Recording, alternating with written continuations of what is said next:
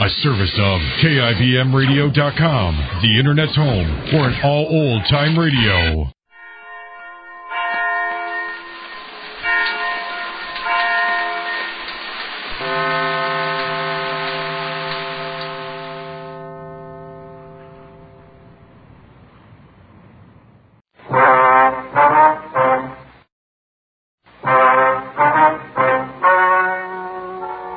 Ladies and gentlemen, the story you are about to hear is true. The names have been changed to protect the innocent. Dragnet.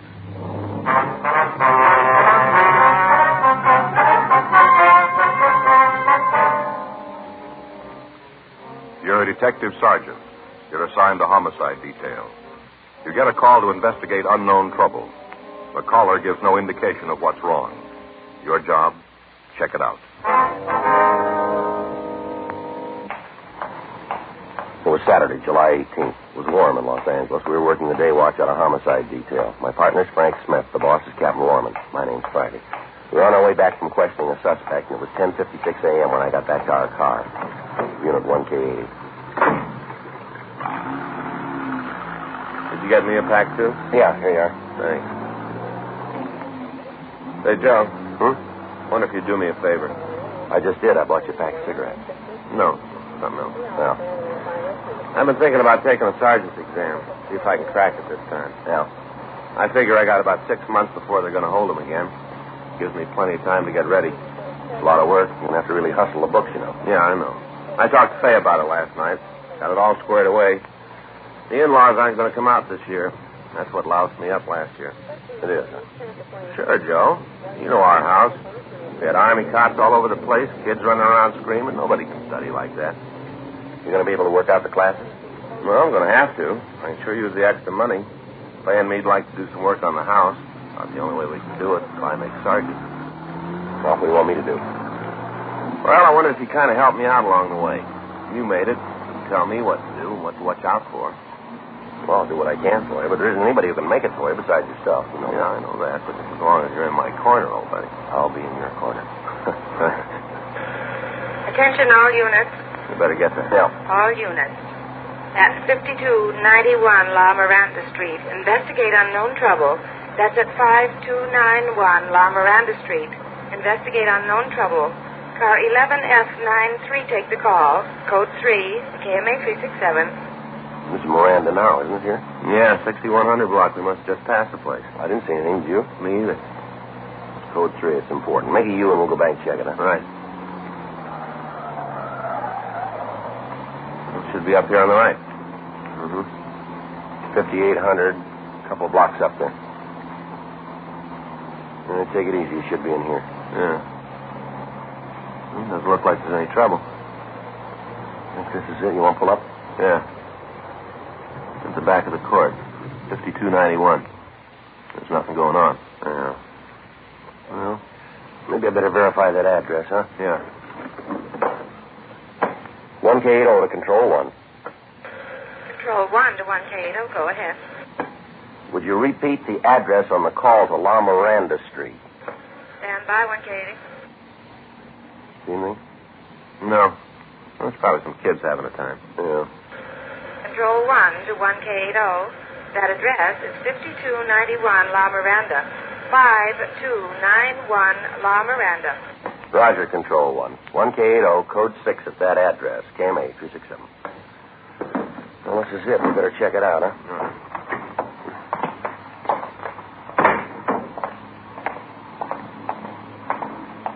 Well, there's nothing wrong here. Doesn't look like it, does it?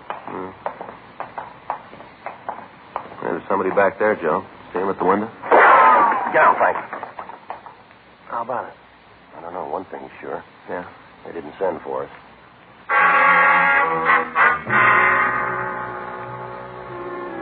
The 5 units of the court were arranged in the shape of a U. 5291 was the building at the far end. In the center, running between the 2 wings, was a grass area. Large palm trees were growing at either end, and there was a wrought iron table and 4 chairs in the center of the area. From what we could see of the building the shot had come from, the only door was the one facing us. Frank and I ducked over to the left side of the court to the unit occupied by the manager. We waited on the porch until the felony car that had been assigned to the call arrived. While the officers from the unit covered the house, Frank and I went to the manager's place and talked to him. He identified himself as Marshal Rice. He appeared to be nervous and upset. I don't know why it should be so tough. You get him out of there. That's all I care about. Just get him out. What'd you say the man's name was? Dudley Gray. You the one who called the police? Yeah, I called him right after he took the first shot. I wasn't going to wait around for no repeat performance. Mm-hmm. You have any idea why he's doing this? Only one that makes any sense. What's that? He's wigged. Sir? Splitsville. He's gone straight up. Did you talk to him this morning? Yeah, I went back there about 8:30. Wanted to get some things straightened out. Hadn't had a cup of coffee with him and Charlotte. Who's Charlotte? His wife. Real doll. She sure don't deserve to come up with a flip like him. How'd he seem then? You mean when I talked to him? That's right. All right. I didn't notice anything. If I had, I'd have called you then instead of waiting for this to happen. And what'd you talk about? Well, different things. We've been planning on doing a little remodeling, painting papers. Yeah. Dudley's been helping me. Lost his job a couple of months ago. Since then, he's just been sitting around watching the TV. Not doing liquor work. So I asked him to give me a hand with a redecorating. Guy's already 6 weeks behind in his rent. Just goes to show. Well, you try to be nice to a guy, try to give him a hand. What happens? He kicks you. He's no good. He's no good at all. You'll find out when he comes out. You'll see then. How long have they lived here? It's been a couple of years. You need the exact date they moved in? No, sir, not right now. You ever had any trouble with them before this? Nothing like this, that's for sure. But you have had trouble, huh? Well, sure. Just try to live together and not have a little beef now and then. What were the disagreements about?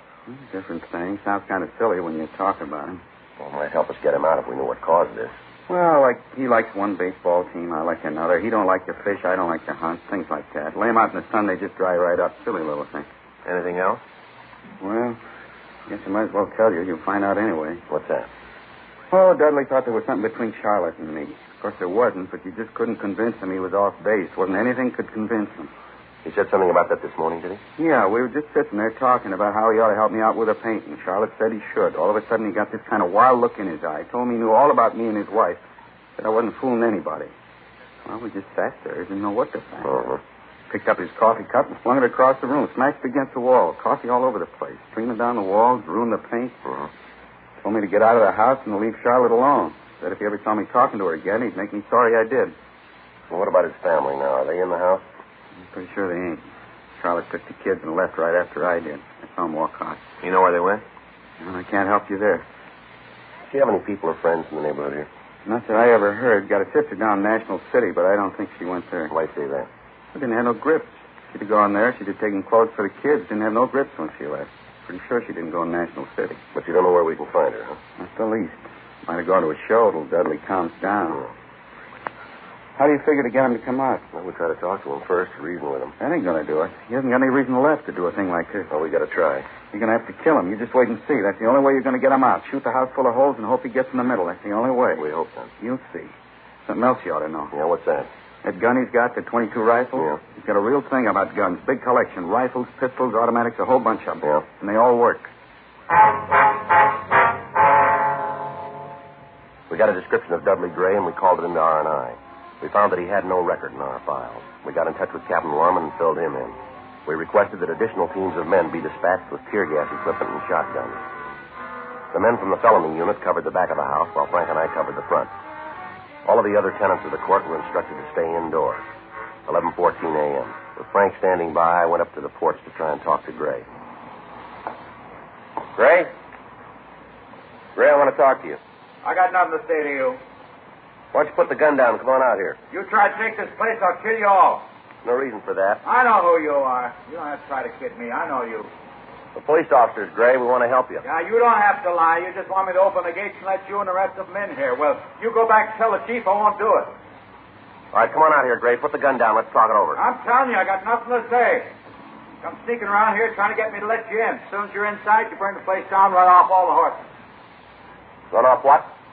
Yeah, aren't you the KG1? Well, it won't work. Told you, I know who you are. You go tell the chief that it didn't work. Not one Indian's getting in here, not one. I'm going to defend this fort till the cavalry gets here. They'll show you. Division on the way right now.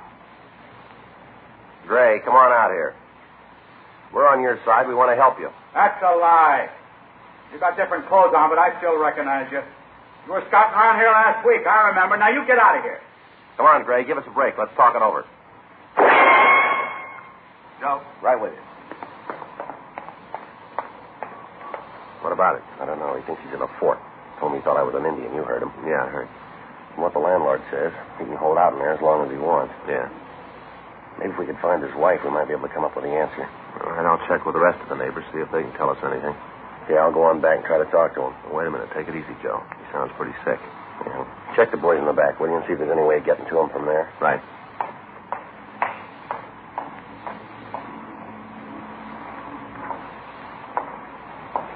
I see you out there. I see you. Now, don't try anything. I'm ready for you. Sure you are, Gray. We couldn't put anything over on you. You bet you can. I'm too smart for you. How long do you think it'll be before the cavalry gets here, Gray? We'll ride in a couple of days. Left Tucson day before yesterday. Should be here day after tomorrow. Sure going to fix up the Indians then, won't you, Gray? Yeah, gonna make them sorry they ever tried this. Gray, how about letting us fight on your side? We'd sure like to be with you. You mean that? Sure, we'd like to be with a smart fellow like you. Not kidding. No. How can I know if I can trust you? Well, you can. I couldn't do anything that'd hurt you. No, I suppose not. Okay, come on in. I can use somebody to watch if the Indians start using fire arrows. Come on in.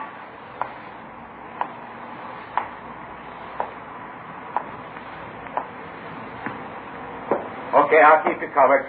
As soon as you get here, I'll take the bar off the gate. All right. Now, hurry up. Them Indians see you. They'll be all in here. Want to open the gate? Wait till you get a little closer. Can't take any chances. Almost there, Gray. You better open the door. Yeah, just a little closer.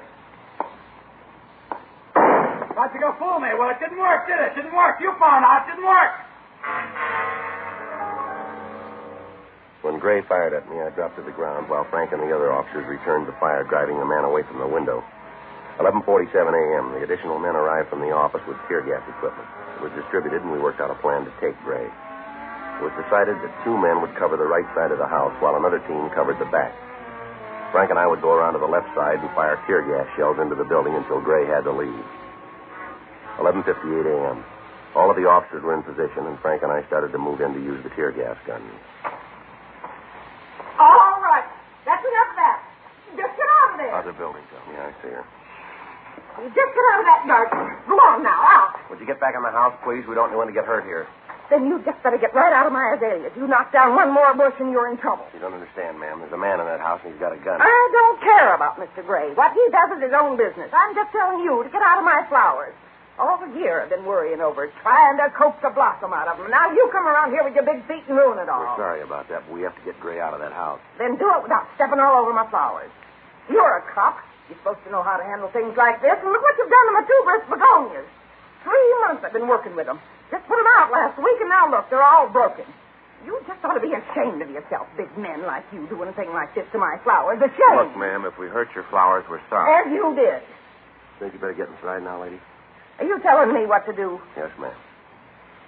That's a direct order. Yes, ma'am. All right. I'll go, but you just remember, you ordered me to go. You're going to hear about this young man. What's your number? Beg your pardon? What's the number on your badge? I intend to report you for this. You'll find out. Poor tuberous begonias. You'll find out. Now, what's your number? Frank, you want to handle it? Yeah. Come on, ma'am. We can talk right over here. Oh, you don't think you can soft-throat me out of it. I'm going to cause a lot of trouble, a lot of it. Nothing for you to stop me. If you'll just go on inside, well, I'll talk to you later. All right, but I'll be watching you. I'll be right here watching you.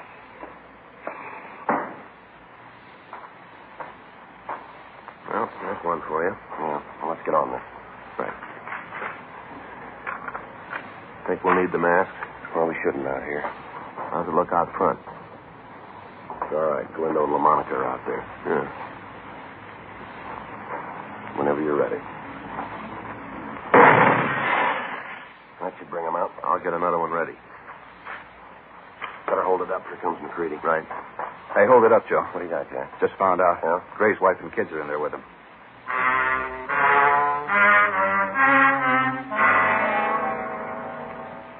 Sergeant Jack McCready was standing by in the manager's office when Mrs. Gray had telephoned from the house. With the possibility that innocent people might be hit, we were unable to fire into the home. We met with Captain Warman and discussed the methods we could use to get the woman and children out of the place. We worked out a plan. It would depend entirely on being able to talk to Mrs. Gray and explain what we were trying to do. Frank and I went to the manager's place and put in a call to the house. How about it? It's just starting to ring. Figure it'll work? I don't know. The only way we can make it go is to talk to the woman, explain the setup to her. Did you get in touch with the office about the doctor? Yeah. They're sending a psychiatrist out. He might be able to talk to Gray. I hope so. Anything? No. Looks like we're in trouble. Yeah. She won't answer the phone.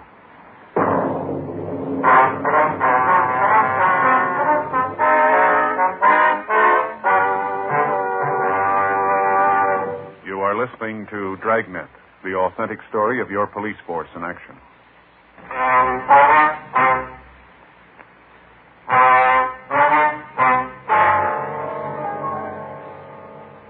Without being able to talk to the woman, there was little chance that the plan for getting her and the children out of the house would work.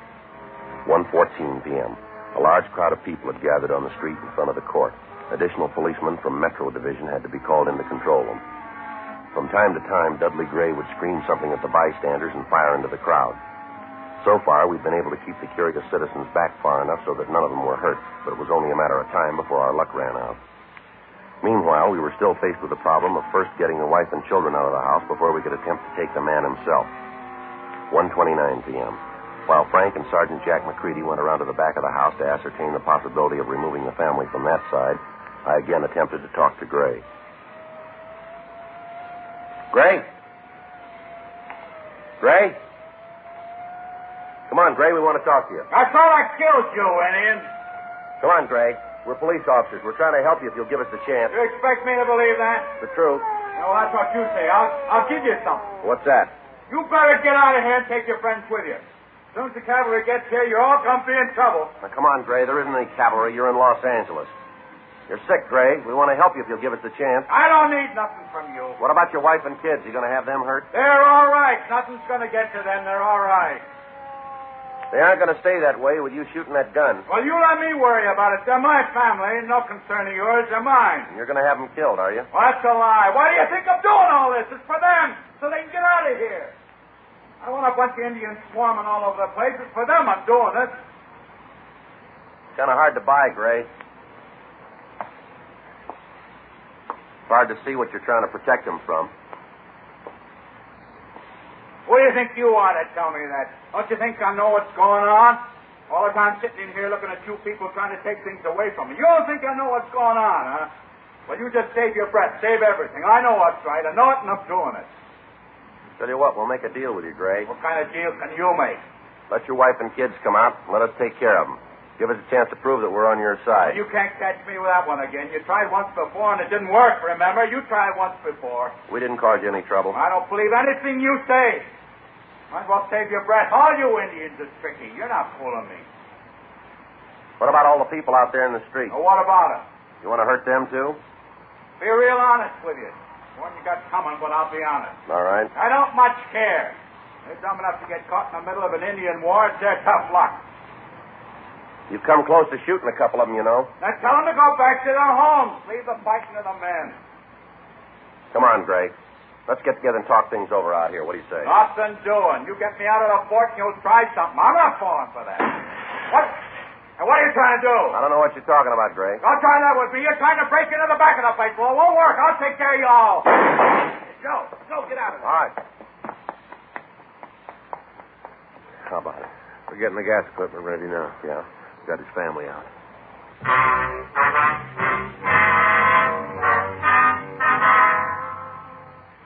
While I'd kept Gray busy in front of the house, Frank and Jack McCready had gone around to the rear. They'd found the room where Mrs. Gray and the children were hiding. By breaking a window, they'd been able to remove them from the house. The children were taken to one of the neighbors, and Mrs. Gray was waiting for me in the manager's place. Outside, the members of homicide detail were making preparations to get Dudley Gray out of the house. Thank God you got us out of there. I don't know how to tell you. It's all right now, Miss Gray. The children were out there. They're next door. Don't worry about it. What about Dudley? What are you going to do about him? Well, we're trying to get him to come out of the house. Going to have to shoot him? Well, that depends on how he wants it. Oh, he's sick, Sergeant. You know that. He doesn't know what he's doing. Sure, we know it, but your husband's in there taking pot shots at anybody who comes near him. Only a matter of time before somebody gets so close he can't miss. There's some way to get him to give up. You're a policeman. There's been things like this before. It seems like it'd be your job to get him out without hurting him. Well, we're trying. What caused this to happen? A lot of things, Sergeant. Well, Miss Gray, if we knew what's wrong with him, it might help. Could you give us some kind of an angle on it? I don't know how long it's been building. Maybe a year, maybe longer. It's hard to say. He's trying to take care of the family, keep it together. Sometimes you don't see the signs. Yes, ma'am. It might be my fault. I guess it is. Just all of a sudden things got too heavy for him to carry. He lost his job. We couldn't pay the bills. Got so I wouldn't answer the phone because I knew it was somebody wanting their money. Try to take it easy, mister. He didn't have any way to get the pressure off. No way at all. It finally got him. All right, go ahead. You sure the children are all right? They're being taken care of. Yes, ma'am, they're fine. Are they having lunch? I couldn't fix them anything. They haven't eaten since this morning. I'm sure they'll be fed. Alice is kind of picky with her food, needs coaxing to eat. They'll be all right, Miss Gray. Now, would you go on, please? Well, it finally broke this morning. Once it started, there wasn't anything we could do. Marshall came over. That's the manager? Yes, he came over to ask Dudley if he'd help with the painting. Mentioned that it'd be a way to pay some of the back rent. Didn't mean anything. Dudley just took it the wrong way. What's that? Marshall told him about the rent. I said it was nice of him to give Dudley the chance to make it up. I didn't mean anything by it. Yeah. Dudley got up from the table and went into the living room and turned on the television. Didn't say a word to me. Just got up and walked out. Mm-hmm. Sat there watching a picture, one of those cowboy things. Just sat there and watched it. Yeah. Kids went in and tried to talk to him. So did I. Tried to bring him out of it. Didn't even know we were in the room. Just sat there and looked at the picture. Has your husband ever been under the care of a doctor? You mean for his mind? That's right. No, I was afraid to ask him. I should have, but it just seemed that it'd mean another bill. That was causing all the trouble anyway. I told you I was trying to believe that it wasn't anything serious, that it'd go away. Yeah. It's been better to have the bill. Anyway, he sat there for a while, then he just got up and walked to the closet, picked up the rifle, and told me and the kids to get into the back bedroom. Said that they weren't going to take the place. Did you know what he meant? Well, no, not at first. I knew there was something wrong, but I didn't know it'd be as bad as this. Is there anybody your husband's particularly fond of? Well, we've been married for 8 years, Sergeant. I guess I could qualify That is what I mean, ma'am. Is there anyone that he'd listen to? A friend, maybe a minister or a priest? No, any friends he had have gone. They didn't understand his moods. There isn't anybody. All right, Miss Green. Joe, see you, man. Yeah. Excuse me. Yes. Yeah. We ran out of time. Huh? Gray just shot a top. The officer was not seriously wounded. He was removed to Georgia Street Receiving Hospital for treatment. People in the adjoining units were evacuated. The streets were cleared as much as possible, and the men were in position to move in. Frank, Jack McCready, and I were opposite the front door of the house. From Mrs. Gray, we learned that her husband had several hundred rounds of ammunition for the rifle that he was using. In addition to this, he had several handguns and ample shells for them. She told us that the other guns were located in the closet in the rear of the place. It was decided to pour tear gas into the back windows and try to keep Gray away from the other guns. Frank was armed with a sawed-off shotgun loaded with double-arc butts. McCready had a .45 caliber machine gun. The officers were in position and the signal was given. There go the gas guns. Yeah. They should be coming out pretty quick. Hope we can take them without killing them. We'll try. Gas is starting to come through the front windows. Go in. I quit. All right, throw the gun out, Gray. Throw the gun out. I won't do it. Come on, throw that gun out.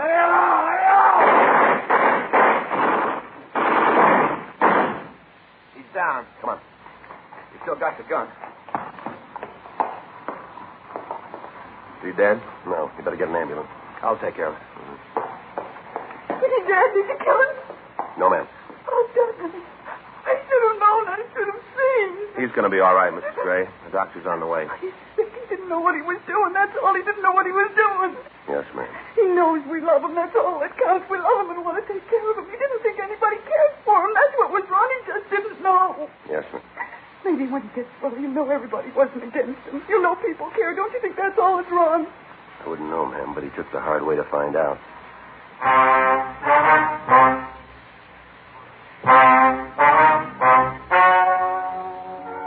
The story you have just heard is true. The names were changed to protect the innocent. On August 26th, a preliminary hearing was held in the prison ward of the county hospital in and for the county of Los Angeles, state of California.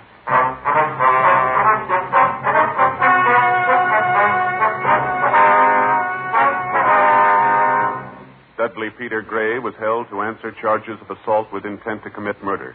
He was examined by 3 psychiatrists appointed by the court and found to be insane. He was confined to the state mental hospital at Camarillo for treatment. You have just heard Dragnet, the authentic story of your police force in action, and starring Jack Webb, a presentation of the United States Armed Forces Radio Service.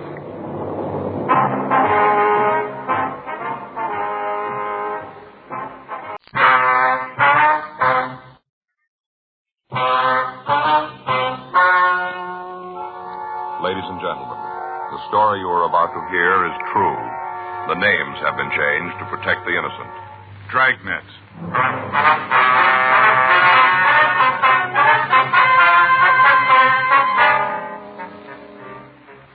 You're a detective sergeant. You're assigned to robbery detail. A hold-up man has been hitting the banks in your city. After 2 months of following down leads, you get a possible identification. Your job? Check it out. It was Thursday, July 25th. It was warm in Los Angeles. We were working the day watch out of robbery detail. My partner's Frank Smith. The boss is Chief of Detectives Thad Brown. My name's Friday. We were on our way out from the office, and it was 10:42 a.m. when we got to 896 Duane Street. Front door. I'll get it again. Guess there's nobody home. Yeah. You see in that window? No, can't see anybody moving around in there. Let's try the back. All right. On this way. Uh-huh. Hey, sure pretty, isn't it, Joe? What's that? Rose tree there, Bella Portugal. Sure pretty. What? Bay's got one started out by the back fence. Isn't that big, but we got roses on it already. What'd you call it? One of those Bella Portugal rose trees. Oh. I'll pick a couple for you. Bring them in the office. Thanks, Frank. I don't know what I'd do with them, do you? Well, you can give them to Ann. She'd like them. Yeah. I get it. See anybody? No, looks like there's someone on the lawn chair over there, doesn't it? Miss Clark? Yes, who is it? Yeah, come on. You Miss Viola Clark? That's right. Police officers, Miss Clark. This is Frank Smith. My name's Friday. Well, how do you do? How you doing, ma'am? What can I do for you? We'd like to ask you a few questions. About Louis? Yes, ma'am. Well, would you mind talking inside? I'd rather the neighbors didn't know all my business. All right, fine. We can talk in there without anybody hearing. Yes, ma'am. Sure a beautiful morning. Hot. Mm-hmm. We're planning a little trip down to the desert this weekend. Get some rest and a little sun. Yes, ma'am. Trying to get a tan before then. Mm-hmm. Looks funny. Thank you. Just go on through the kitchen. We can talk in the dining room. All right, thank you. I just feel funny going to a place where there's a swimming pool and sitting there without a tan, don't you? Yes, ma'am. Well, I do anyway. Makes me feel self-conscious like. I see, ma'am. Well, just go on in and sit down. I'll get us something cold to drink. No, that's all right, Miss Clark. Thank you. Oh, how about you, Mr. Smith? No, ma'am. Well, I'm going to have something. Bill, that's my husband, brought me a case of that new kind of drink, without any calories. Yes, ma'am. All kinds of flavors, supposed to be for people who are supposed to reduce. Of course, I don't really need it, just that Bill bought it and all. Mm-hmm. Sit down. Thank you. Now, what was it about Louis? He's your brother, is that right? Well, yes, actually, he's my half-brother. You see, his father died and our mother remarried. I see. He's my half-brother. When did you see him last? Oh, let's see. I guess it was before the trouble. That'd make it about 10 years ago. Mm-hmm. You heard anything from him since? Oh, a couple of times. Different people have told me they saw Louis. He always sent his best. But you haven't talked to him, huh? Well, no, not in 10 years. Would you excuse me a minute? I forgot the bottle opener. Yes, ma'am. When Louis got into trouble, we sort of stopped seeing each other. I tried to write to him when he was in prison, little talky-talk letter, but they just seemed to separate us more. What was that again, ma'am? I didn't hear you. I said that I tried to write to him when he was in prison. Sort of a talky-talk letter, but, well, they just seemed to separate us more. I see. Did you see him when he was in prison? Oh, no, it was during the war, and I was pretty busy with other things. Uh-huh. Bill, my husband, was overseas, and I was writing to him, sending him little things. Just never seemed to get around to seeing Louis. I thought about it, but just never quite seemed to get to it. It's a new flavor. Pineapple papaya. Kind of tangy. You sure you don't want any? No, thank you. Oh, that's good. I've got some little crackers, low calorie. Would you like some of them? No, ma'am, thank you. Well, when Louis got out of jail, I heard he went back east, Salt Lake, I think. Got a job with a paint store back there. Mm-hmm. Did pretty good. Something happened, though. He quit or got fired or something. Anyway, he came out here again. Do you have any idea where your brother might be staying? No. Last I heard, it was in some furnished room down on Pico. Would you have the address? I'm afraid not. Do you have any idea where we might be able to get it? Not the least. Uh-huh. What's he done this time? Well, it'll be better if we talk to him about it, ma'am. Well, it seems to me I'm his sister. You should be able to tell me. I'm certainly going to cooperate with you. I think it'd be better if we talk to him, though. If that's the way you're going to handle it, there's not much I can do. Did your brother have any hobbies? Anything that he might try to work at? No, not that I can remember. Well, when he was a kid, I think he used to collect stamps, but then I guess every boy does that. Mostly, though, he used to read a lot, always had his nose in a book. Mm-hmm. Had a big collection of those books you could buy in the 5 and dime. You know, the little thick ones. Yeah, I think I know what you mean. I guess he had just about every one that was ever published. There was a big thing with the kids in the neighborhood. Well, Louis had about 100, all different stories. He built a case for them out in the garage out of apple boxes. I remember that, out in the garage. Yes, ma'am. Had a library going, little cards and everything. Charged the kids 2 cents to read the book. Real going business. Mm-hmm. Oh, he was a funny kid. Always trying to figure out how to get somebody else to do the work for him. He'd say that if he had his way, he'd get what he wanted without really working for it. Wonder if being in jail made him change. If he still feels like that. What's that? That he can live the easy way. He's still trying.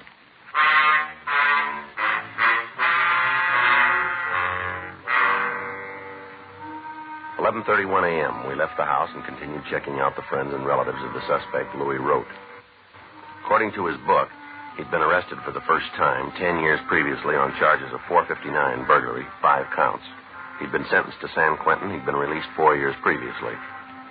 On June 11th, he walked into a bank at the corner of Reservoir and Montana Streets and robbed the place of $1,180. He'd hit again on June 19th, July 12th, and July 23rd. In each instance, the victims were shown mug books, but they were unable to make a positive identification. On July 24th, we talked to a cab driver who had driven the suspect away from the latest holdup. He was able to give us an identification of the suspect, but when we checked the area where Rote had left the cab, we were unable to come up with additional information. The other victims were shown Rote's picture, and all of them made a positive identification. Locals and APBs were gotten out on him, and all places he was known to frequent were checked. Still, we couldn't take him into custody. 2 days passed while we looked for the suspect. On Friday, July 26th, the bank located on Hollywood Boulevard was held up for $1,800. The suspect matched the description of Rote. From one of the people in the vicinity, we got the number of the cab the suspect was supposed to have taken. We got in touch with the traffic manager of the cab company and got the name and stand number of the driver. 9:20 p.m. Frank and I drove out to see him. Corner of Hollywood and Loma Linda? That's right. Bank near there. What time was it supposed to be? Well, the way we got it, about 5. Tonight? That's right. I don't recall the guy. You sure it was me? Well, we got the number of your cab. Well, you're pretty busy there. Let me check the waybill. All right. Let's take a look here. Yeah, here it is. Loma and Hollywood. Where'd you drop the fare off? 2000 block on Sunset. That'd be near Echo Park? Yeah. Can you tell us anything about the man? No, like I told you, I've been pretty busy tonight. Well, that's pretty important.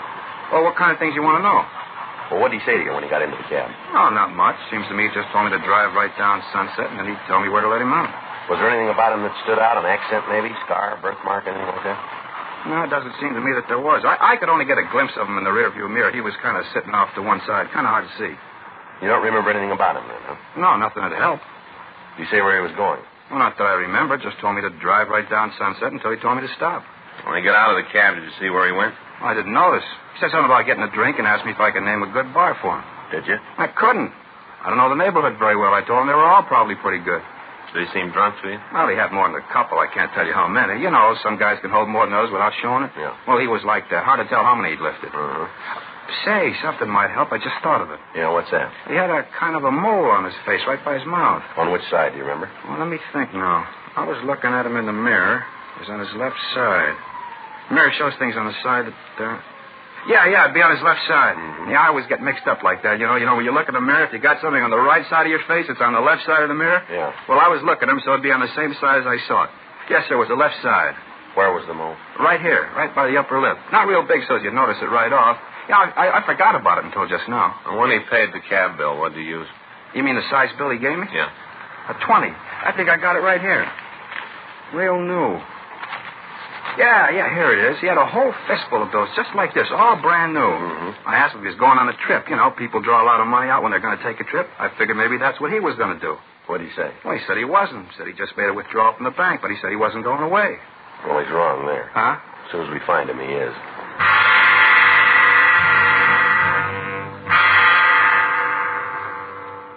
The cab driver identified Rote's mug shot, and at 10:08 p.m., Frank and I drove over to the 2000 block on Sunset Boulevard. We checked at several bars, but we were unable to find the suspect.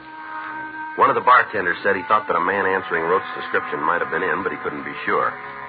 In each of the places, we left our card, and we asked the owner or the bartender to notify us if the suspect should come in. 12:26 a.m., Frank and I checked back into the office. You want to check the book? I'll sign us out. All right. Anything? Yeah, we got a message here from Faye. Yeah? I want you to stop by the drugstore and pick up a refill prescription for the baby. Oh, it says she's already called him. You just have to pick it up. Oh. Well, that blows the coffee. Well, I ought to get home anyway. I'd like to get a good night's sleep. All right. See you in the morning, old buddy. All right. You going to have breakfast at home? I don't know. Tell you, was up half the night with the kids. Might be better if I'd let her sleep. Well, why don't you meet me at that dairy place? Good deal. About 7, huh? That'll be fine with me. All right. Go on ahead. I'll get the lights. No, hold on. I'll get it. Robbery Friday. Yes, sir? No, sir. We're the ones. How long ago was that? I see. Right away. What do you got? Bar out on Sunset. Yeah? Suspect's there now, tearing the place up.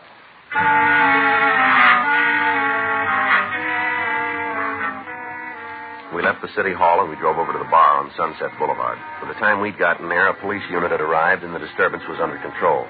The suspect had left the scene and a broadcast was put out to all cars in the area carrying his description and the description of the clothing he was wearing.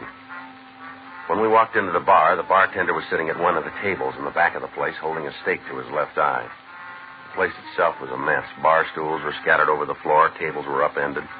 The back bar was smashed and the mirror that ran along the length of the bar itself was broken. Frank and I checked with the officers from the unit, and then we went back to talk to the bartender. Why didn't you guys tell me about it? Sir? Why didn't you tell me who he was? I didn't know. Look at this place. Look what he did. What started the fight? I don't know. Did you recognize him when he came in? No, right off. He sat down, ordered a drink. Next thing I know, the place is coming down around me. And when did you know he was the man we were looking for? After he belted the fella next to him, that's when I knew. Called you right away. You should have told me he was rough. You should have told me. We told you not to try to take him yourself. But you didn't make a point of it. I just thought it was something you told everybody. Can you tell us what he said when he came in? We were having a nice night. Pretty good business. Sitting there watching the fights on the television. Nice and quiet. Pouring good. Looked like a good night for the till. Yeah. Door swings open and in comes this guy. I didn't pay any attention to him. Walked over and sat at the bar. Right there in the middle. Sat at the bar. Mm-hmm. Ordered a highball. You had a couple. I should have known right then. I'd been in this business any time at all. You should be able to spot the ones that are likely to cause trouble. What did he ask for in the drink? Bourbon and ginger. I mixed it, collected for it, and then went back to watching the fight. I had a little bet on it. I always take the white corner with one of the regulars, you know, a couple of bucks. Mm-hmm. I'm standing there watching the fight. All of a sudden, there's one going on in the room. This new guy and the fella next to him. Going at it hot and heavy. All right, go on. This do any good, you know? What's that? Holding a stake on a black eye. Supposed to take swelling down. I wouldn't know, sir. Sure hope so. Guy laid a bottle on my cheek. Feels like he broke something. You want us to call a doctor for you? No, I'll check one later. Other cops asked me the same thing in the morning. Yes, sir. Would you like to go ahead with your story, please? Not much more to tell. The place just seemed to explode. I jumped over the bar. I got a billy club in the back. Grabbed that and jumped over the bar and tried to get the two guys apart. They were throwing everything they could lay their hands on at each other. Well, look at the place. You bet if I just put a lock on the door and open up someplace else, it'd be easier. Just to be sure, would you take a look at these? Just the man who caused the fight. Wait a minute. I can't see too good. Yeah, that's him. You're pretty sure, eh? Yeah, Louis Rote. That's the fella. Well, this afternoon when we talked to you, you said you didn't know him. It didn't make much of an impression then. When I saw him in person, I remembered. Well, he was in here earlier then. Yeah, same guy. Did you hear him say anything at all that might help us find him? No, but you ought to talk to the guy you had the fight with. Yeah? He went to school with Rote.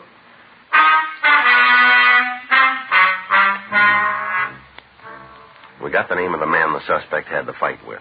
We drove over to his home and talked to him. He explained that he'd been enrolled in a night class with Rote. He went on to say that they'd met at school when both of them were studying criminology at one of the colleges in the area. We got what information we could about Rote, and then Frank and I went back to the office. We tried to contact the school, but we were not able to reach anyone who could check the registration records for us. The next morning, we called the head registrar and asked her to check the records in the college night extension courses for a Louis Rote. 30 minutes later, she called back with the suspect's address. Frank and I left the office and drove out to the place, a 2-story boarding house out on Adams Boulevard. Rote had moved, but he'd left a forwarding address. We drove over there and found that he was still registered. We got the number of the room. We went upstairs. Frank stood on one side of the door while I took the other. Just a minute.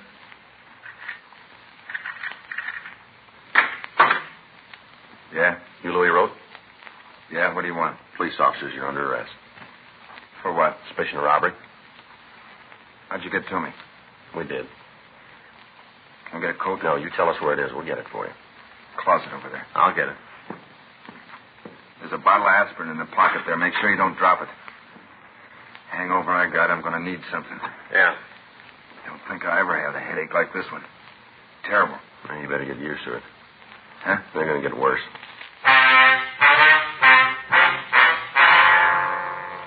A show-up was arranged, and all of the victims of the holdups were present. They all gave positive identifications of Louis Rote as the man who'd held them up. A complaint was issued by the district attorney's office, and on the following Friday, August 2nd, a preliminary hearing was held in Division 34 of Municipal Court. Rote was bound over for the charges filed against him. September 2nd at 10 a.m., the suspect pled guilty to robbery in the first degree, 2 counts. Rote asked for immediate sentence, and the judge complied with the request. He was sent to San Quentin, where he went through the clinic. On recommendation of the authorities at the prison, the board ordered him sent to the penitentiary of Chino, California. 7 months had passed since his arrest, and from what we heard, Rote was a model prisoner. During that time, we cleaned up a string of loan company holdups, and Frank's children had gone through the chicken pox and several types of virus. On Sunday, February 23rd, Frank and I were in the office trying to catch up on the detail work.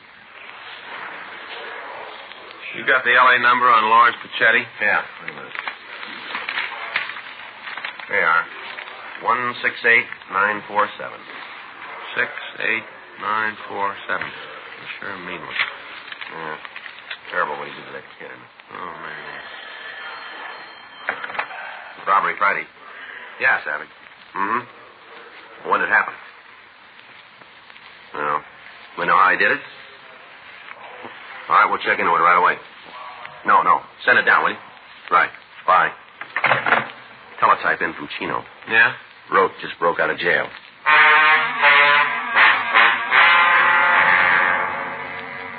An immediate watch was put out on all the places Rote was known to frequent. All officers in the field were supplied with descriptions and pictures of the suspect. From the story as we got it from the prison officials, we were able to piece together the method of Rote's escape. Several months before he'd started on the bank robberies, he'd gotten work as a day laborer up at Chino. He'd managed to bury a gun and several $100s in a watertight container in the prison grounds. On his arrival at the prison, he'd waited for the right moment, and then he dug up the weapon and the money and made a break. He picked Sunday, a day when the prison grounds were crowded with visitors. Fortunately, there'd been no one hurt when Rote had escaped. However, we knew he was armed and he was to be considered dangerous. 2 days after his escape, a man answering his description held up a grocery store. From the clerk, we obtained a positive identification of Rote. The next day, he hit again. This time, he beat one of the clerks in the store when the man refused to open the cash register. Additional information was forwarded to all law enforcement agencies throughout the area. Rote's picture was carried on the police television show, and the daily newspapers cooperated and carried his likeness and description. Calls began to come into the complaint board from people who thought they'd seen the suspect. In each instance, the information was checked out, and several of the reports appeared authentic. On Wednesday, March 4th, we got a call from Calvin Niles, the bartender who'd given us the original information on Rote. Frank and I drove out to see him. I tried to hold him here, tried my darndest, but he wouldn't go for it. Mm-hmm. Did you talk to him at all? Yeah, I had a couple of words. What about? Mainly about the fight he had before he got him. You know, when he broke up the place. Mm-hmm. Talked about that. He said he was sorry about it. Told me the other fellow caused it. Mm-hmm. Said he'd like to be able to pay for it, but he didn't have the money. I thought he was going to hit me up for a loan. The way he acted and all. Thought sure he wanted to make a touch. Did he say anything at all about where he was staying? Not a word. Didn't give you any indication Nope. at all? Was he driving the car? Not that I could see. When he walked out, I went over to the door to see if I could spot anything, but by the time I got out from behind the bar, he disappeared. Is there a cab stand around here? A couple of blocks up the street. Think he might have taken a taxi? We'll check it. I don't think he could have gotten that far in the time it took me to get to the door. I can see that far, and I didn't see him. Mm-hmm. I don't think he took a taxi. Did he come in alone? As far as I could tell, he came in, sat down, ordered a highball, drank it up, and left. I don't think he was here more than 5 minutes, also. But you're pretty sure there wasn't anybody with him, are you? Yeah, I had been. I'd have seen him. Did he look like he was going to meet anybody here? Not especially. Give you any reason for coming in? Not right out, he didn't. How do you mean? Lucky I did it now, I guess. I didn't plan it that way. What's that? I told you I thought he wanted to make a touch. Yeah. I told him I'd just taken the money to the bank, dropped it in the night depository, said I'd cleaned the place out. He left right after that? Yeah, finished up his drink and walked out. Sure got a lot of nerve, if you ask me. What do you mean? Well, he comes in the place once, breaks it up, then comes back to try to hold it up. Well, you're not sure about that, are you? As far as I'm concerned, that's what he came in for. Can you give us a description of what he was wearing? Plain blue suit. Looked like it was gabardine. 2-button. How about a hat? No, he wasn't wearing one. Had on a white shirt, black knit tie. You know, the narrow kind. One of those little stick pins shaped like a little ladybug. You know the kind I mean? Yes, sir. One of those. All right, Mr. Niles, if anything more comes up, we'd appreciate a call from you. You get it. I'll tell you one thing, Sergeant. What's that? After that fight, I did just about everything I could to help business, help pay for the damage. Yes, sir. This is one customer I want to lose.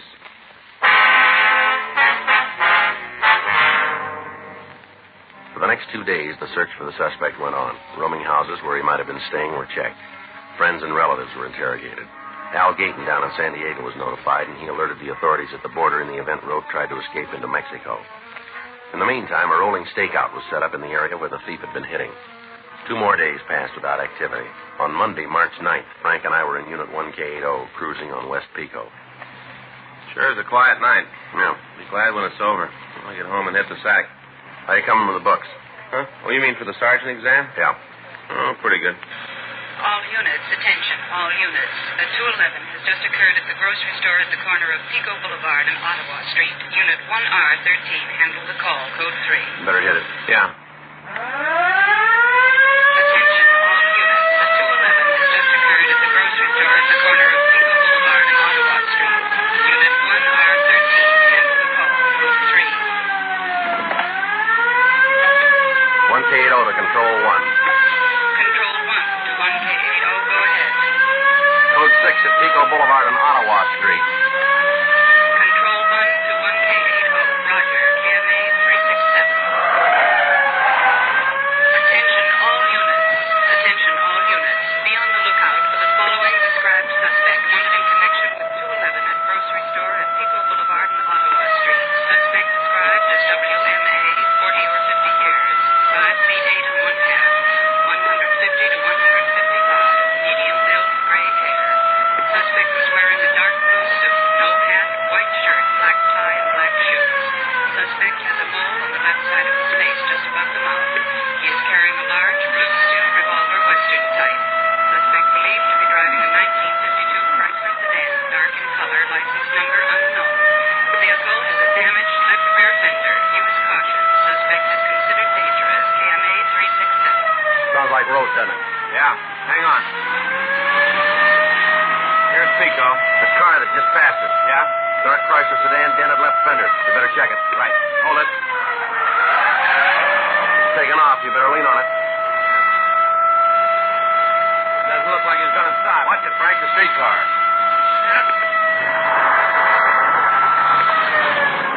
It's a close one. As long as they don't come any closer, huh? You see him? Yeah, up ahead. You going to try a shot at him? No, we can't. There's too many people around. We're pulling up. All right, hold it steady. Pull over, police officer. He doesn't act like he hears you. Throw it all right. Yeah. Try to cut him off. All right, come on, Rhodes. Pull over. Nothing. All right, cut him off. Right. Hang on.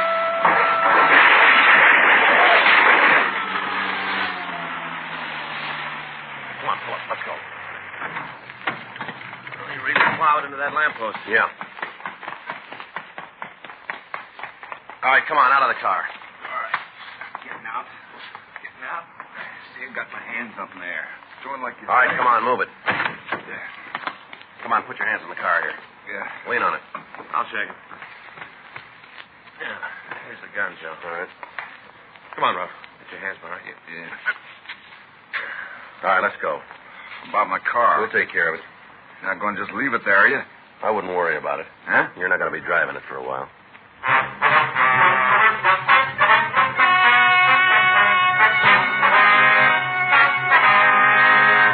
Louis Albert Roque was tried and convicted of robbery in the first degree, 4 counts, and violation of Section 4530 PC, escape. Robbery in the first degree is punishable by imprisonment in the state penitentiary for a period of not less than 5 years. Escape from a state prison is punishable by imprisonment for a period of not less than 1 year. Said second term of imprisonment to commence from the time the prisoner would otherwise have been discharged from said prison. You have just heard Dragnet, the authentic story of your police force in action, and starring Jack Webb, a presentation of the United States Armed Forces Radio Service.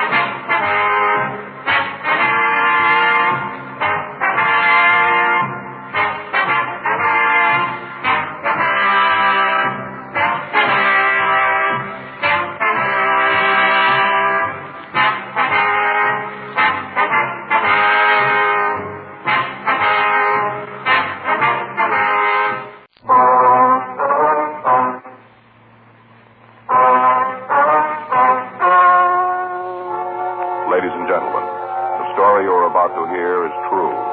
The names were changed to protect the innocent. Dragnet.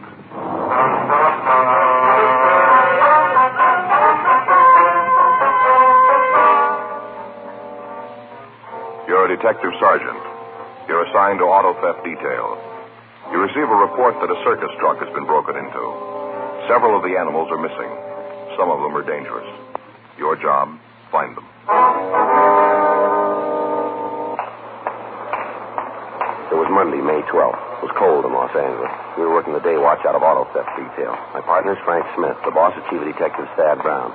My name's Friday. I was on my way back for Superior Court, and it was 11:46 a.m. when I got to room 40. Auto theft. Hi. How'd it go? Well, his lawyer's got a continuance. Yeah, how come? I don't know. New evidence they want to introduce. What's the DA's office say? Well, there's nothing they can say. It comes under the heading of due process, you know. Yeah. You think you're going to nail him? Alex thinks so. The guy's admitted his guilt. Now he's claiming the confession is a lot of bunk. Says we got it out of him by force. Why now? Prove he did it without the confession, I guess. Shouldn't be too hard. We got all the evidence. We get the chance to lay it out for the jury. Yeah. When you go back? Let's see. Set it off for a week, I guess, yeah. Anything come in? No, not big. Excuse me. Yes, sir. Something we can do for you? I'd like to report something stolen. All right, sir. Just come on in. Sure gets serious around here. All right, sir. Now, what kind of a car was it? Ain't no car. Beg pardon? No car stolen. Stuff in the car. All right. What was it? Well, it wasn't really a car anyway. A truck. That's where they stole it from, a truck. All right. If you'll give us a description. As far as I know, they might not have stolen it anyway. Might just open it and let them all out. Yes, sir. Well, the sooner we get this report filled out, the faster we can start looking for the stolen merchandise. Yeah. Should have thought of that myself.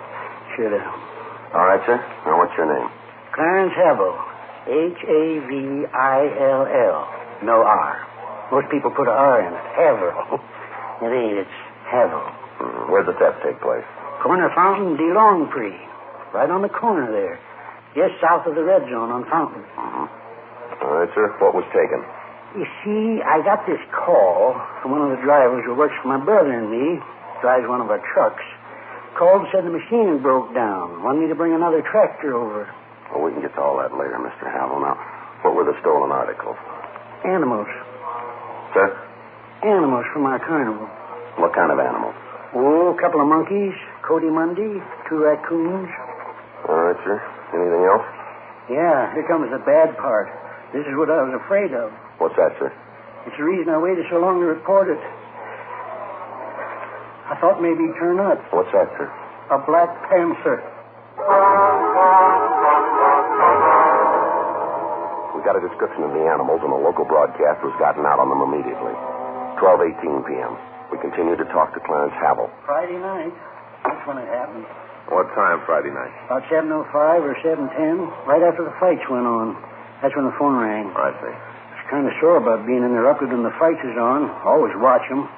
Most of my friends know not to call me then. Yes, sir. Well, anyway, the phone rang. I got up and went over to answer it. It was Bert. Who was Bert? Bert Newell. He's a driver. Oh, I see. Said he had a breakdown at Fountain de Long Creek. Asked me if I had an extra tractor. Happened I did. Uh-huh. Bert asked me to bring it over. Said he wanted to use it to get the show to Nevada. So you drove over then, huh?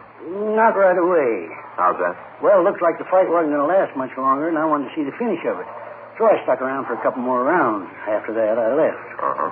Drove over and found Bert right on the corner, just standing there, not trying to do nothing about the breakdown, just standing there. Yes, sir. Well, you just bet I read him off.